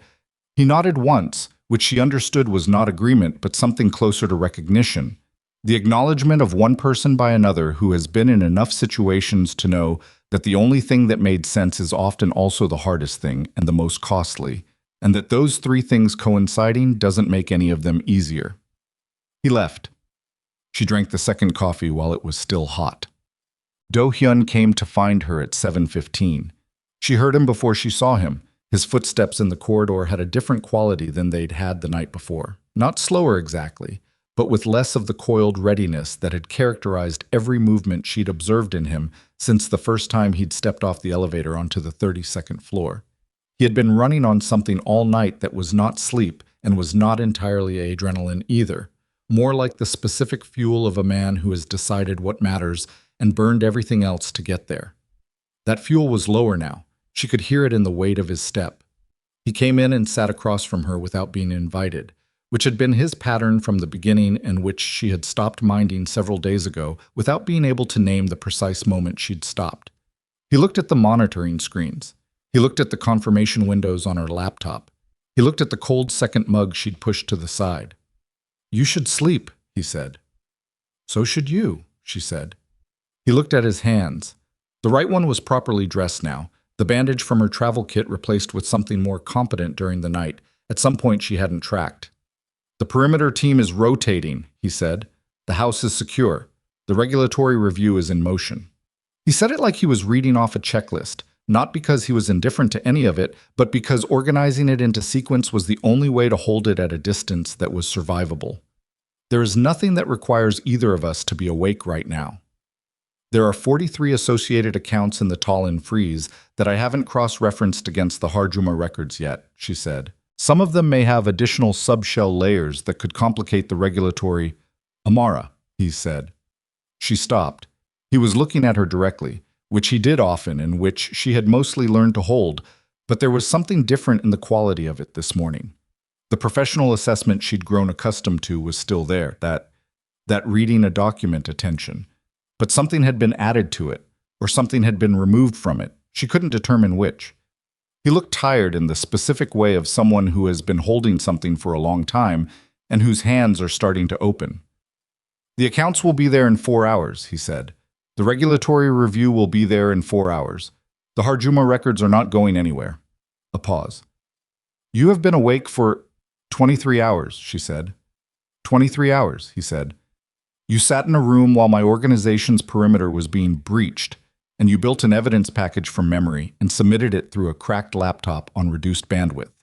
You named yourself on a federal financial crimes report in circumstances that would have caused a more self-protective person to find creative reasons for anonymity. He stopped. He looked at his dressed hand and then back at her. The 43 accounts can wait 4 hours. She looked at the laptop screen, at the Tallinn confirmation, at the case reference number she'd photographed on her phone at 6:12. Okay, she said. Okay, he said. Neither of them moved immediately. The communications equipment hummed. The monitors showed the estate grounds beginning to gather light as dawn arrived with its usual indifference to what had happened in the dark before it. Minjae, she said. He looked at the wall. Federal custody, he said. SEO reached out to legal at 5 a.m. We'll begin the formal process today. His voice was even.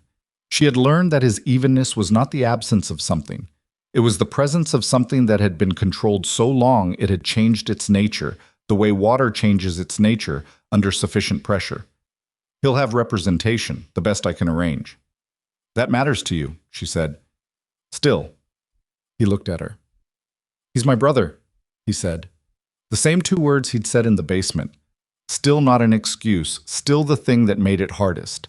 That doesn't stop mattering because of what he did. It just means what he did cost more. He paused. It always costs more when it's someone you built your whole life next to. She thought about the lobby she would stand in, 3 weeks from now, watching Minjae cross it in the custody of federal marshals, his hands in front of him, and the specific quality of his face, neither surprised nor at peace, carrying the weight of having been catastrophically wrong in a way that couldn't be undone.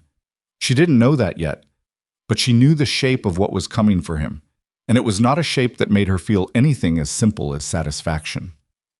He believed it, she said. What he was doing, he genuinely believed he was ending something that deserved to end. I know, Do-hyun said. That doesn't fix anything. No, he said, but it's different from malice. Malice I could categorize and set down. This, he stopped, this I'll be carrying for a while. She nodded. She didn't offer anything else because there wasn't anything else to offer, and he was not a man who needed things offered so much as a man who needed them acknowledged. He stood. The guest room, he said. 4 hours. She closed the laptop. She stood. She picked up Gerald from the corner of the communications table where he'd been sitting since Seo moved her setup the night before, and she carried him out.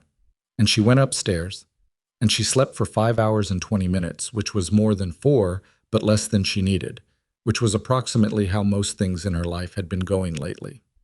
She added the supplementary evidence to the regulatory submission at 11:14 that morning. Do-hyun had placed Vance's phone on the communications table while she was sleeping. She found it there with a single handwritten note in English, precise and spare. Communications between V and the internal executives. Chain of custody memo attached separately. She read both. She read the communications on the phone, which were not written in the tone of people who expected anyone to ever read them, which made them more useful and worse to read simultaneously. Celeste Huang's name appeared 14 times. Each appearance was specific, operational, connected to a concrete action, an authorization here, a file transfer there, a communication routed through a channel that was designed to look like standard executive correspondence, and was in fact the paper trail of someone who had understood exactly what they were part of, and had decided that being part of it was worth what it paid. Amara read all 14 instances. She didn't feel what she'd expected to feel. She'd spent 11 months building a picture of Celeste Huang as someone whose cruelty was primarily personal, the loud voice in front of 43 people, the specific targeting of a woman she'd decided was safe to target because invisible women don't fight back. But the phone said something more complicated than that. It said Celeste Huang was not primarily cruel. She was primarily practical, and cruelty was one of the tools her practicality reached for when it was convenient. That was in some ways harder to sit with than pure cruelty. Pure cruelty has an identifiable shape. Practicality that occasionally wears cruelty's face is ordinary, and ordinary was everywhere, and everywhere was harder to look at than a single contained thing. She wrote the chain of custody memo for the Vance device in 45 minutes. She attached the phone's communication logs to the supplementary package. She submitted it through the same portal at 11:14, received confirmation at 11:14 and 31 seconds, and sat back in her chair. She looked at the case reference number. 12 digits that had, in 10 days, generated 17 additional sub-references across 4 regulatory bodies and 3 countries. She had a folder on her personal laptop now, organized by sub-reference, updated daily, because that was the kind of person she was, and she had stopped apologizing for it sometime during the last week. SEO drove her home that afternoon. Not the driver with the scar. CO himself, which she understood was not standard protocol and was therefore a choice, and she received it as one without making anything of it aloud. He drove a dark sedan with the particular smoothness of someone who has driven many people many places and is not performing the drive, just executing it. They were on Lakeshore Drive, the lake a flat gray January-ending expanse to the east, when he said, "You should know that what you submitted, the original package, and this morning's supplementary, it's going to be significant, in the formal outcome. when this is adjudicated. She looked at the lake. I know. The regulatory bodies will want to speak with you formally, multiple times. There will be legal complexity around the circumstances of the original evidence acquisition. I have representation, she said. Good representation. He glanced at her once, briefly. Do-hyun will make sure that the organization's legal resources are available to you as well. I'll keep my own counsel, she said. Separately. She paused. No offense to your legal team. None taken, he said. He almost sounded like he meant it positively. That's the right call. They drove the rest of the way without speaking, which was the right amount of speaking for two people who had spent 5 days in a state of sustained crisis and had said most of what needed saying in the middle of it. He pulled up to her building. He didn't get out. She opened the door herself and got her bag and Gerald and stood on the sidewalk in the February afternoon, which was cold and ordinary and entirely unremarkable. Seo, she said. He looked at her through the open door. Jung-ho, she said. When he's out of the hospital, tell him, I said, I'm glad he's walking. Seo looked at her for a moment. Something moved through his face, quiet and contained, the way things moved through all of their faces. Not eliminated, just held at the correct distance. I'll tell him, he said. She closed the car door. She went upstairs. She put Gerald on the kitchen windowsill, checked the soil, dry but fine, gave him a careful half cup of water, and stood in her kitchen in her coat for a moment before she remembered to take it off. She opened the kitchen junk drawer. The dead battery was there. The spare key. She closed it again. She called her mother. Her mother picked up on the second ring. The Hanseong building went dark on a Thursday, 11 days later. Amara knew it not from being there. She had no reason to be there and did not go. But from Marcus Chen, who texted her a photo of the federal notice posted on the lobby door with the particular energy of someone who has been holding a complicated feeling for a long time and finally has permission to put it down. 6 executives, he texted, Huang included. They just walked them out. She looked at that text for a while. She thought about 43 people looking at their desks. She thought about the HVAC vent that made a sound every 40 minutes like something building. She thought about Gerald on a desk behind a support column, thriving, always thriving, because succulents don't require being seen to grow. Are you okay? She texted back. Honestly, yeah, he said. I've been anxious for 11 months and I didn't know that's what it was. It felt like just regular work stress. But this morning when I woke up, it was gone and I realized, oh, that was what wrong felt like. I thought it was just Tuesday. She understood that completely. She told him so. What are you going to do? He asked. Working on, she said, which was true and also more specific than it sounded. Can I ask you something? Sure. Did you know it was going to go this far when you first found it? She looked at the question for a long time. She thought about the sundae at her kitchen table, the numbers on the legal pad, the $4,200 that breathed wrong. She thought about the moment she'd plugged the flash drive into the workstation while the compliance team was in their closed meeting, her hands not entirely steady, the progress bar that had taken 9 minutes. No, she typed. I just knew I couldn't leave it there. That's actually the part I don't understand, he said. Most people would have left it there. I know, she said. And then, because it was true, and because Marcus had always said good morning and meant it, that's what I spent 11 months becoming, the person who couldn't leave it there. She put her phone down. She looked at Gerald. She thought he might actually be a little larger than when she'd brought him home from the office supply store on a lunch break 8 months ago. Though she was aware that succulents grew slowly and the difference might be purely psychological. She touched one of his outer leaves gently with her index finger. He was firm and cool and entirely unbothered by the last 3 weeks, which seemed exactly right. The federal interviews were on 3 separate days across 2 weeks. She went with Priya, who was everything her name and manner had suggested, thorough, prepared, impeccably unruffled. They sat in rooms with federal investigators who were professional and skeptical in equal measure, which Amara had expected and prepared for. She answered everything directly and precisely. When she didn't know something, she said she didn't know it. When the chain of events was complicated, she explained the complication rather than simplifying it into something easier to defend. The hardest question, asked by an investigator named Rourke on the second day, in a tone that managed to be neither accusatory nor sympathetic, and was therefore harder to navigate than either, Ms. Jackson, you were in a building controlled by an organization with known criminal affiliations. You voluntarily relocated to a property owned by the head of that organization. You had access to a flash drive containing evidence relevant to a federal financial crimes investigation, and you retained it for, by your own account, several days before submitting it through regulatory channels rather than directly to federal law enforcement.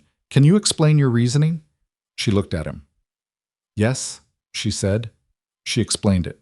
Not the version of it that was easiest to defend, but the actual version, that she had been frightened, that she had made calculations about her own safety that she was not certain in retrospect were entirely correct, that she had chosen the regulatory channel because it offered the widest jurisdictional reach, and because a direct federal submission through a single agency might have moved slower on the international account freezes, and that those freezes were the only thing that could stop an active assault on a compound where people were going to get hurt.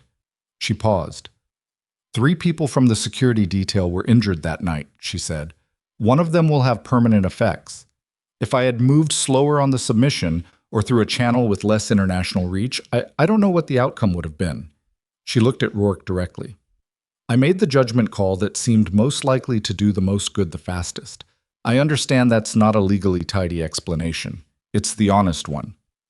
Rourke looked at her for a long moment. He wrote something. He didn't tell her what.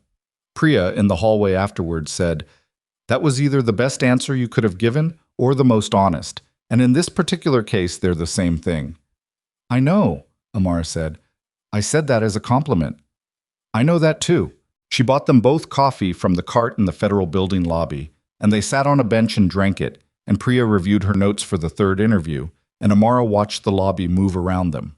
Federal employees, civilians, a school group of about 40 kids in matching yellow shirts being herded through a tour with the specific organized chaos of field trips everywhere. And she felt, with a clarity she hadn't expected, that she was on the correct side of something. Not the winning side, necessarily. The correct side. The distinction mattered. Do Hyun called on the 14th day. She was at her kitchen table with her personal laptop and 3 cups of tea in various stages of abandonment and a legal pad covered in organizational structure notes that she'd been building for 12 days. She answered on the 3rd ring. "The regulatory review is accelerating," he said, without preamble, which she'd come to understand was simply how he opened conversations, not curtly, just without the social scaffolding that most people used to signal that a conversation was beginning. He treated conversation the way she treated financial records. You started with the material information. "I saw," she said. "The FATF secondary report came out this morning. The sub-references are up to 23. A brief pause. "You're tracking the case documentation." "Of course I am," she said. "It's my submission." "It is," he said. Something in his voice had shifted slightly from the last time she'd heard it, though she couldn't name what had shifted. He sounded, not different exactly, but less compressed, as though something that had been wound very tight had been given a small amount of permission to unwind. "Belandi's legal team has engaged. They'll contest the freeze orders in at least 4 jurisdictions." "They'll lose," she said. "The chain of evidence is clean. I made sure of it." "I know you did," he said. Another pause. "It will still take time." "Everything real takes time," she said, and thought of her mother saying it first, the particular flatness of a person stating a thing that doesn't require commentary. "There's something else," he said. "I want to offer you something, and I want to do it in person, not on the phone." She looked at the organizational structure notes on her legal pad, at the careful hierarchy she'd been building from what she knew, from the public records and the regulatory filings and the operational intelligence she'd carried out in her memory, filling in gaps with inference and noting what was inference and what was fact. She had been building it for 12 days because it was the clearest way she could think of the question she was being asked before it was formally asked.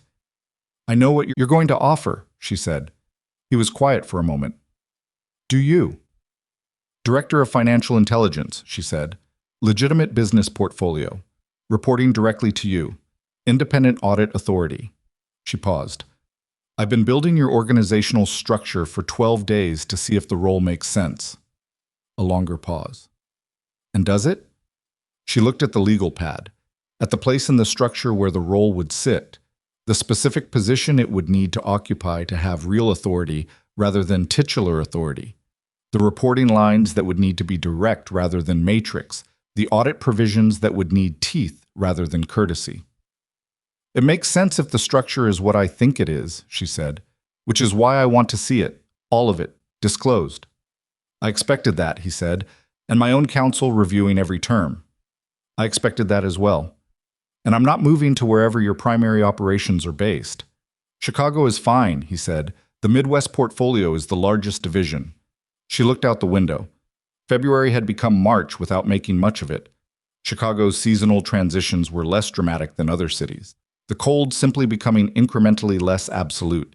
The wind off the lake shifting from outright hostile to merely persistent. Gerald had been moved from the kitchen windowsill to the table while she worked, because the afternoon light came through the table window better at this time of year, and she liked having him nearby when she was deep in something. "Tell me something honestly," she said. "I'll try," he said, which was a more honest answer than yes would have been. The organization, the legitimate side of it, the businesses that survive the regulatory process. Is it possible to make them actually clean? Not compliant in the technical sense, actually clean. He was quiet for a long time. Not a hesitation. She'd learned the difference between his hesitations and his silences. His silences were the ones where he was looking at something directly and deciding whether to report what he saw. "I don't know," he said finally. "I know what I want to make them. I know what I'm willing to do differently. Whether that's enough? Whether the structure I built before can be made into something that doesn't carry its own original rot. I genuinely don't know." A pause. "That's an honest answer." "It is," she said. "It's also the reason I need someone in that role who isn't going to tell me what I want to hear," he said. "Someone whose job is to look at the thing clearly, not protect my interests in it." She looked at the legal pad, at the 12 days of careful, detailed, honest structural analysis, the gaps she'd noted, the weaknesses she'd flagged, the places where the current architecture would need to be dismantled and rebuilt rather than simply cleaned. 12 days of work she'd done before the offer was formally made, which told her something about herself she'd been gradually learning. She didn't wait for permission to start. "I'll meet with you," she said, "next week. Bring the complete organizational documents, audited financials for the last 3 years, and every regulatory filing in every jurisdiction where the portfolio operates." She paused. "And your legal team needs to understand that whatever terms I agree to, I retain the right to report directly to external regulatory bodies without internal clearance. That's non-negotiable." "I already told them," he said. She looked at Gerald. She almost said something and then didn't because it wasn't ready to be said yet, and she'd spent enough of her life saying things before they were ready, and enough of it not saying things after they were past ready, and she was still learning where the line was. "Next week," she said. "Next week," he said. She drove to her mother's house in Chatham on a Sunday at the end of March. The greens, the pot roast, the biscuits from scratch with cold butter worked in by hand, the kitchen smelling of the specific combination that had meant home since she was 7 years old and had never meant anything else. She sat at the kitchen table and watched her mother move and felt the particular, irreplaceable quality of being in a room where she was known, not evaluated, not categorized, not measured against the contour of what someone needed her to be. Just known. The accumulated knowledge of 33 years, most of it ordinary, some of it not, all of it held by the woman at the stove without her having to do anything to earn the holding. She told her mother what she could. She told her about the Tuesday in February, the number that breathed wrong, the flash drive and the 45th floor, and the estate, and the cracked laptop at 62%. She told her about the 3 confirmation notifications at 4:51 in the morning and what they meant and what they cost. She told her about Priya and the federal interviews and Rourke and the answer she'd given that was either the best one or the most honest, which turned out to be the same thing. She told her about the offer. Her mother listened the way she'd always listened, fully, without rushing, without offering reassurance before it was needed or withholding it after. She listened the way she'd always listened and ate with the focused appreciation of someone who made food carefully and received it with the same care. When Amara finished, her mother put down her fork. She looked at her daughter for a moment with the specific quality of attention that had been looking at her for 33 years and had never once looked through her the way other rooms had. "You've already decided," her mother said. Amara looked at her plate. "I'm still thinking about it." "You've been building the organizational structure for 2 weeks," her mother said. "You don't build things you're not going to use, That's not who you are. She looked up. Her mother's face was not triumphant, not "I told you so," just accurate, calm and accurate, which was worse in its way because it left no room for debate. It's complicated, Amara said. I know it is, her mother said. I'm not saying it's not. She picked up her fork again. I'm saying you've been building the structure because some part of you that you trust has already made the decision and the rest of you is still catching up. A pause. You've always been like that. You decide with the part of you that works with numbers, and then you wait for the rest of yourself to understand why. Amara looked at the table. At the surface her mother had cleared and set with the same care she'd brought to everything she'd ever done, for everyone who needed anything from her. 3 jobs in every parent-teacher conference, and a voice on the phone that said, I can hear it, before Amara had found the words herself. I was invisible for 11 months, she said, in that building, every day. And I told myself it was fine, that it was just the environment, that I'd find something better eventually. She stopped. But I also didn't leave, and I need to understand why I didn't leave. Her mother looked at her. She didn't say anything immediately. You stayed, her mother said finally, because you were still looking. You didn't know what you were looking for, but you hadn't found it yet. She paused. The $4,200 that breathed wrong. You found it because you were still looking, because you hadn't decided yet that nothing there was worth finding. Amara sat with that. It was the kind of thing that sounded like comfort, but was actually something more precise than comfort. An explanation that required her to have done something right, even in the middle of something that had felt wrong for a very long time. And now, she said. Now you know what you found, her mother said, and you know what you're worth, and someone is offering you a room big enough for it. She looked at her daughter directly, with the full weight of 33 years of knowing her.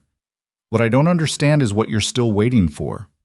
Amara looked at Gerald, who she'd brought in his padded bag because she brought him everywhere now, sitting on the corner of her mother's kitchen table where the light came through the window at the right angle. She thought about a progress bar at 99%. She thought about a hand flat on a table next to hers at 74, not touching, just there. She thought about, I'm glad you were the one who found it said, with the specific weight of someone who didn't say things they didn't mean.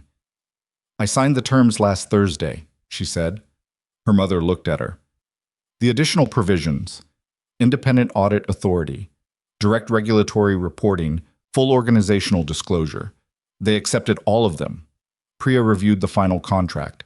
She looked at the table. I signed on Thursday. Her mother was quiet for a moment. Then she said, and you're telling me now? I needed to sit with it first, Amara said, before it was something I'd done rather than something I was going to do. Her mother picked up her fork. She ate a bite of greens. She looked at her daughter with an expression that contained, in roughly equal proportion, exasperation and something that was too large and too specific for a single word to hold. Eat, she said. Amara ate. The greens were exactly right. On a Wednesday morning in the first week of April, she arrived at a building in the West Loop that bore no corporate signage she recognized. Park met her in the lobby, younger than CO, less concrete, extending a keycard and a briefing document with the efficiency of someone who had been told exactly what to do and had done it. She took both. Her office was on the 7th floor. She took the stairs rather than the elevator, which was a habit she'd picked up at the old building when the elevator on the East Bank ran slow, and she'd found she thought better on stairs than in waiting. The 7th floor corridor was quieter than the 32nd floor of Hansong had ever been. Fewer people, more space between them, the specific atmosphere of a place that was being made rather than one that had been running the same loops for years. The office had 2 windows and a desk that was the right size. She'd specified the size in the employment addendum, which Priya had raised an eyebrow at but included, because a desk that was too small was not a desk. It was a staging area, and she was done staging. There was nothing on the desk. A monitor, blank. A surface, clean. She set her bag down. She looked at the windows. April in Chicago was not warm. It was the month that made promises it couldn't quite keep yet. The cold still coming in off the lake, but softer now, with an intermittent sun that meant something even when it wasn't enough. She looked at the city below. Delivery trucks, pedestrians, the construction project 2 blocks south. And she thought about the corner of Monroe and Wells on a Tuesday in February with a travel mug sideways and a coffee-soaked sleeve. And the distance between that corner and this window felt, in that moment, both enormous and very small. She took Gerald out of the padded bag. She put him on the left corner of the desk, where the window light was better in the morning. She adjusted him twice. She looked at him. She looked at the clean surface of the desk. She looked at the blank monitor. She looked at the door, which was open, and through it the corridor where Park had retreated with his briefing documents. And further than that, somewhere in the building, the structure she'd been building in her legal pad for 3 weeks. The hierarchy, the reporting lines, the places where the rot would need to come out before anything new could grow. She sat down. She opened her laptop. She opened the organizational spreadsheet she'd been building. She opened the complete financial disclosures Do Hyun's team had sent over. All 3 years of audited statements, every regulatory filing, every jurisdiction. And she set them beside the spreadsheet and began the process of finding where they agreed and where they didn't, and what the disagreements meant, and what the disagreements would cost to fix. She was not performing anything. She was not proving anything to anyone in any room. She was not the woman who had stood at the copy machine for 11 months while other people decided she wasn't worth looking at. And she was not the woman who had spilled coffee on herself at Monroe and Wells either, though she suspected she would still spill coffee occasionally because she was still herself, still prone to carrying too many things at once, and occasionally miscalculating her grip. The clumsiness was not a character defect. It was a feature of someone who was always thinking about something other than the weight of her hands. She thought about what she was instead. She thought she was still working on the answer to that question, and that working on it was appropriate. That you don't arrive at what you are in a single event, even an event like the last 6 weeks of her life. You arrive at it slowly, in the ordinary work of ordinary days, the way numbers build a pattern. Not in any single figure, but in the accumulation of them over time, until the shape becomes visible to someone who is paying the right kind of attention. She had always been paying the right kind of attention. The rooms had just been too small for what she was looking at. She found the first discrepancy at 9:43. Small, specific, the kind that would have been invisible without knowing the structure it lived inside. She marked it. She kept going. At 10:15 there was a knock at her open door. She looked up. Do Hyun. He wasn't in the doorway. He was just outside it, which was a distinction she noted because he was not a man who stood in doorways. He occupied spaces, or he didn't. He looked at the desk. At the 2 open documents, the legal pad covered in notes, Gerald in the corner catching the window light. He looked at her. "You started," he said. "I've been starting for 3 weeks," she said. "Today I'm starting here." He looked at the legal pad, at the careful, dense, annotated structure she'd been building. "How much have you found?" "One discrepancy so far this morning," she said. "But I've been at it 45 minutes, and the first layer is never where the real problems live." She looked at him directly. "You should know that I'm going to find things, not manufacturing them, finding them. Some of them are going to be things you didn't know were there, and some of them are going to be things you knew and hoped someone with fresh eyes might not see." He held her gaze. "I know," he said. "And when I find them, you report them," he said. "That's why you're here. Even when reporting them is expensive." "Especially then," he said. "That's the only version of this that works." She looked at him for a moment. The morning light from the window was behind her, which meant it was in his face, and she could see in that light the specific quality of what 11 months of building something and then watching part of it come apart and then deciding to build it differently looked like on a person. It looked like someone who had paid for something with weight they were still carrying and had decided the weight was worth paying rather than setting down. She'd made that decision herself recently. She recognized it on other people now. "There's something I want to say," she said, "before we go further into the professional arrangement." He waited. "What happened at the estate, the drive, the submission, the 48 hours between Vance's call and the freeze orders? I made those decisions because they were the right decisions, not because of anything personal. I need you to understand that." "I do," he said. "And the role, I took it because the structure is right, and the work is real, and I'm genuinely qualified to do it." She paused. "Not because of what we—" She stopped, recalibrated. "Not because of the other things." He was very still, the kind of still that was not absence of response, but its careful containment. "I know that too," he said. "I didn't offer it for those reasons. It wouldn't have been useful to either of us if I had." She looked at him. He looked at her. The morning moved in the window behind her, slow and April gray and slightly warmer than yesterday. "Okay," she said. "Okay," he said. He did not come into the office. He stepped back into the corridor. She turned back to her screen. "Jackson," he said. She looked up. He was looking at Gerald on the corner of the desk. Something in his expression was different. Not soft exactly, but the opposite of compressed, the way a face looks when the thing it's been holding is given a small amount of room. "You brought the plant," he said. "I bring him everywhere," she said. He looked at Gerald for one more moment. Then he looked at her. "Good," he said, and turned and walked down the corridor, his footsteps even, unhurried, moving through the building he was trying to make into something different, with the particular quality of a man who has decided what something is worth and is prepared to do the work of earning it. She watched the empty doorway for a moment.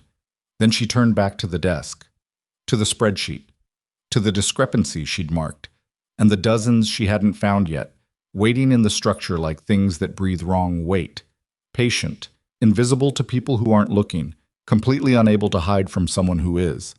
She picked up her pen. She got to work. Outside the window, Chicago moved through its Wednesday morning. The lake, 2 miles east, was doing what the lake did. Enormous and gray and entirely itself, indifferent to seasons and to what happened along its edges, holding its depth the way deep things hold it, quietly, without requiring anyone to acknowledge it, there regardless. Gerald stood in his patch of window light, thriving. The pen moved across the legal pad, finding the shape of things.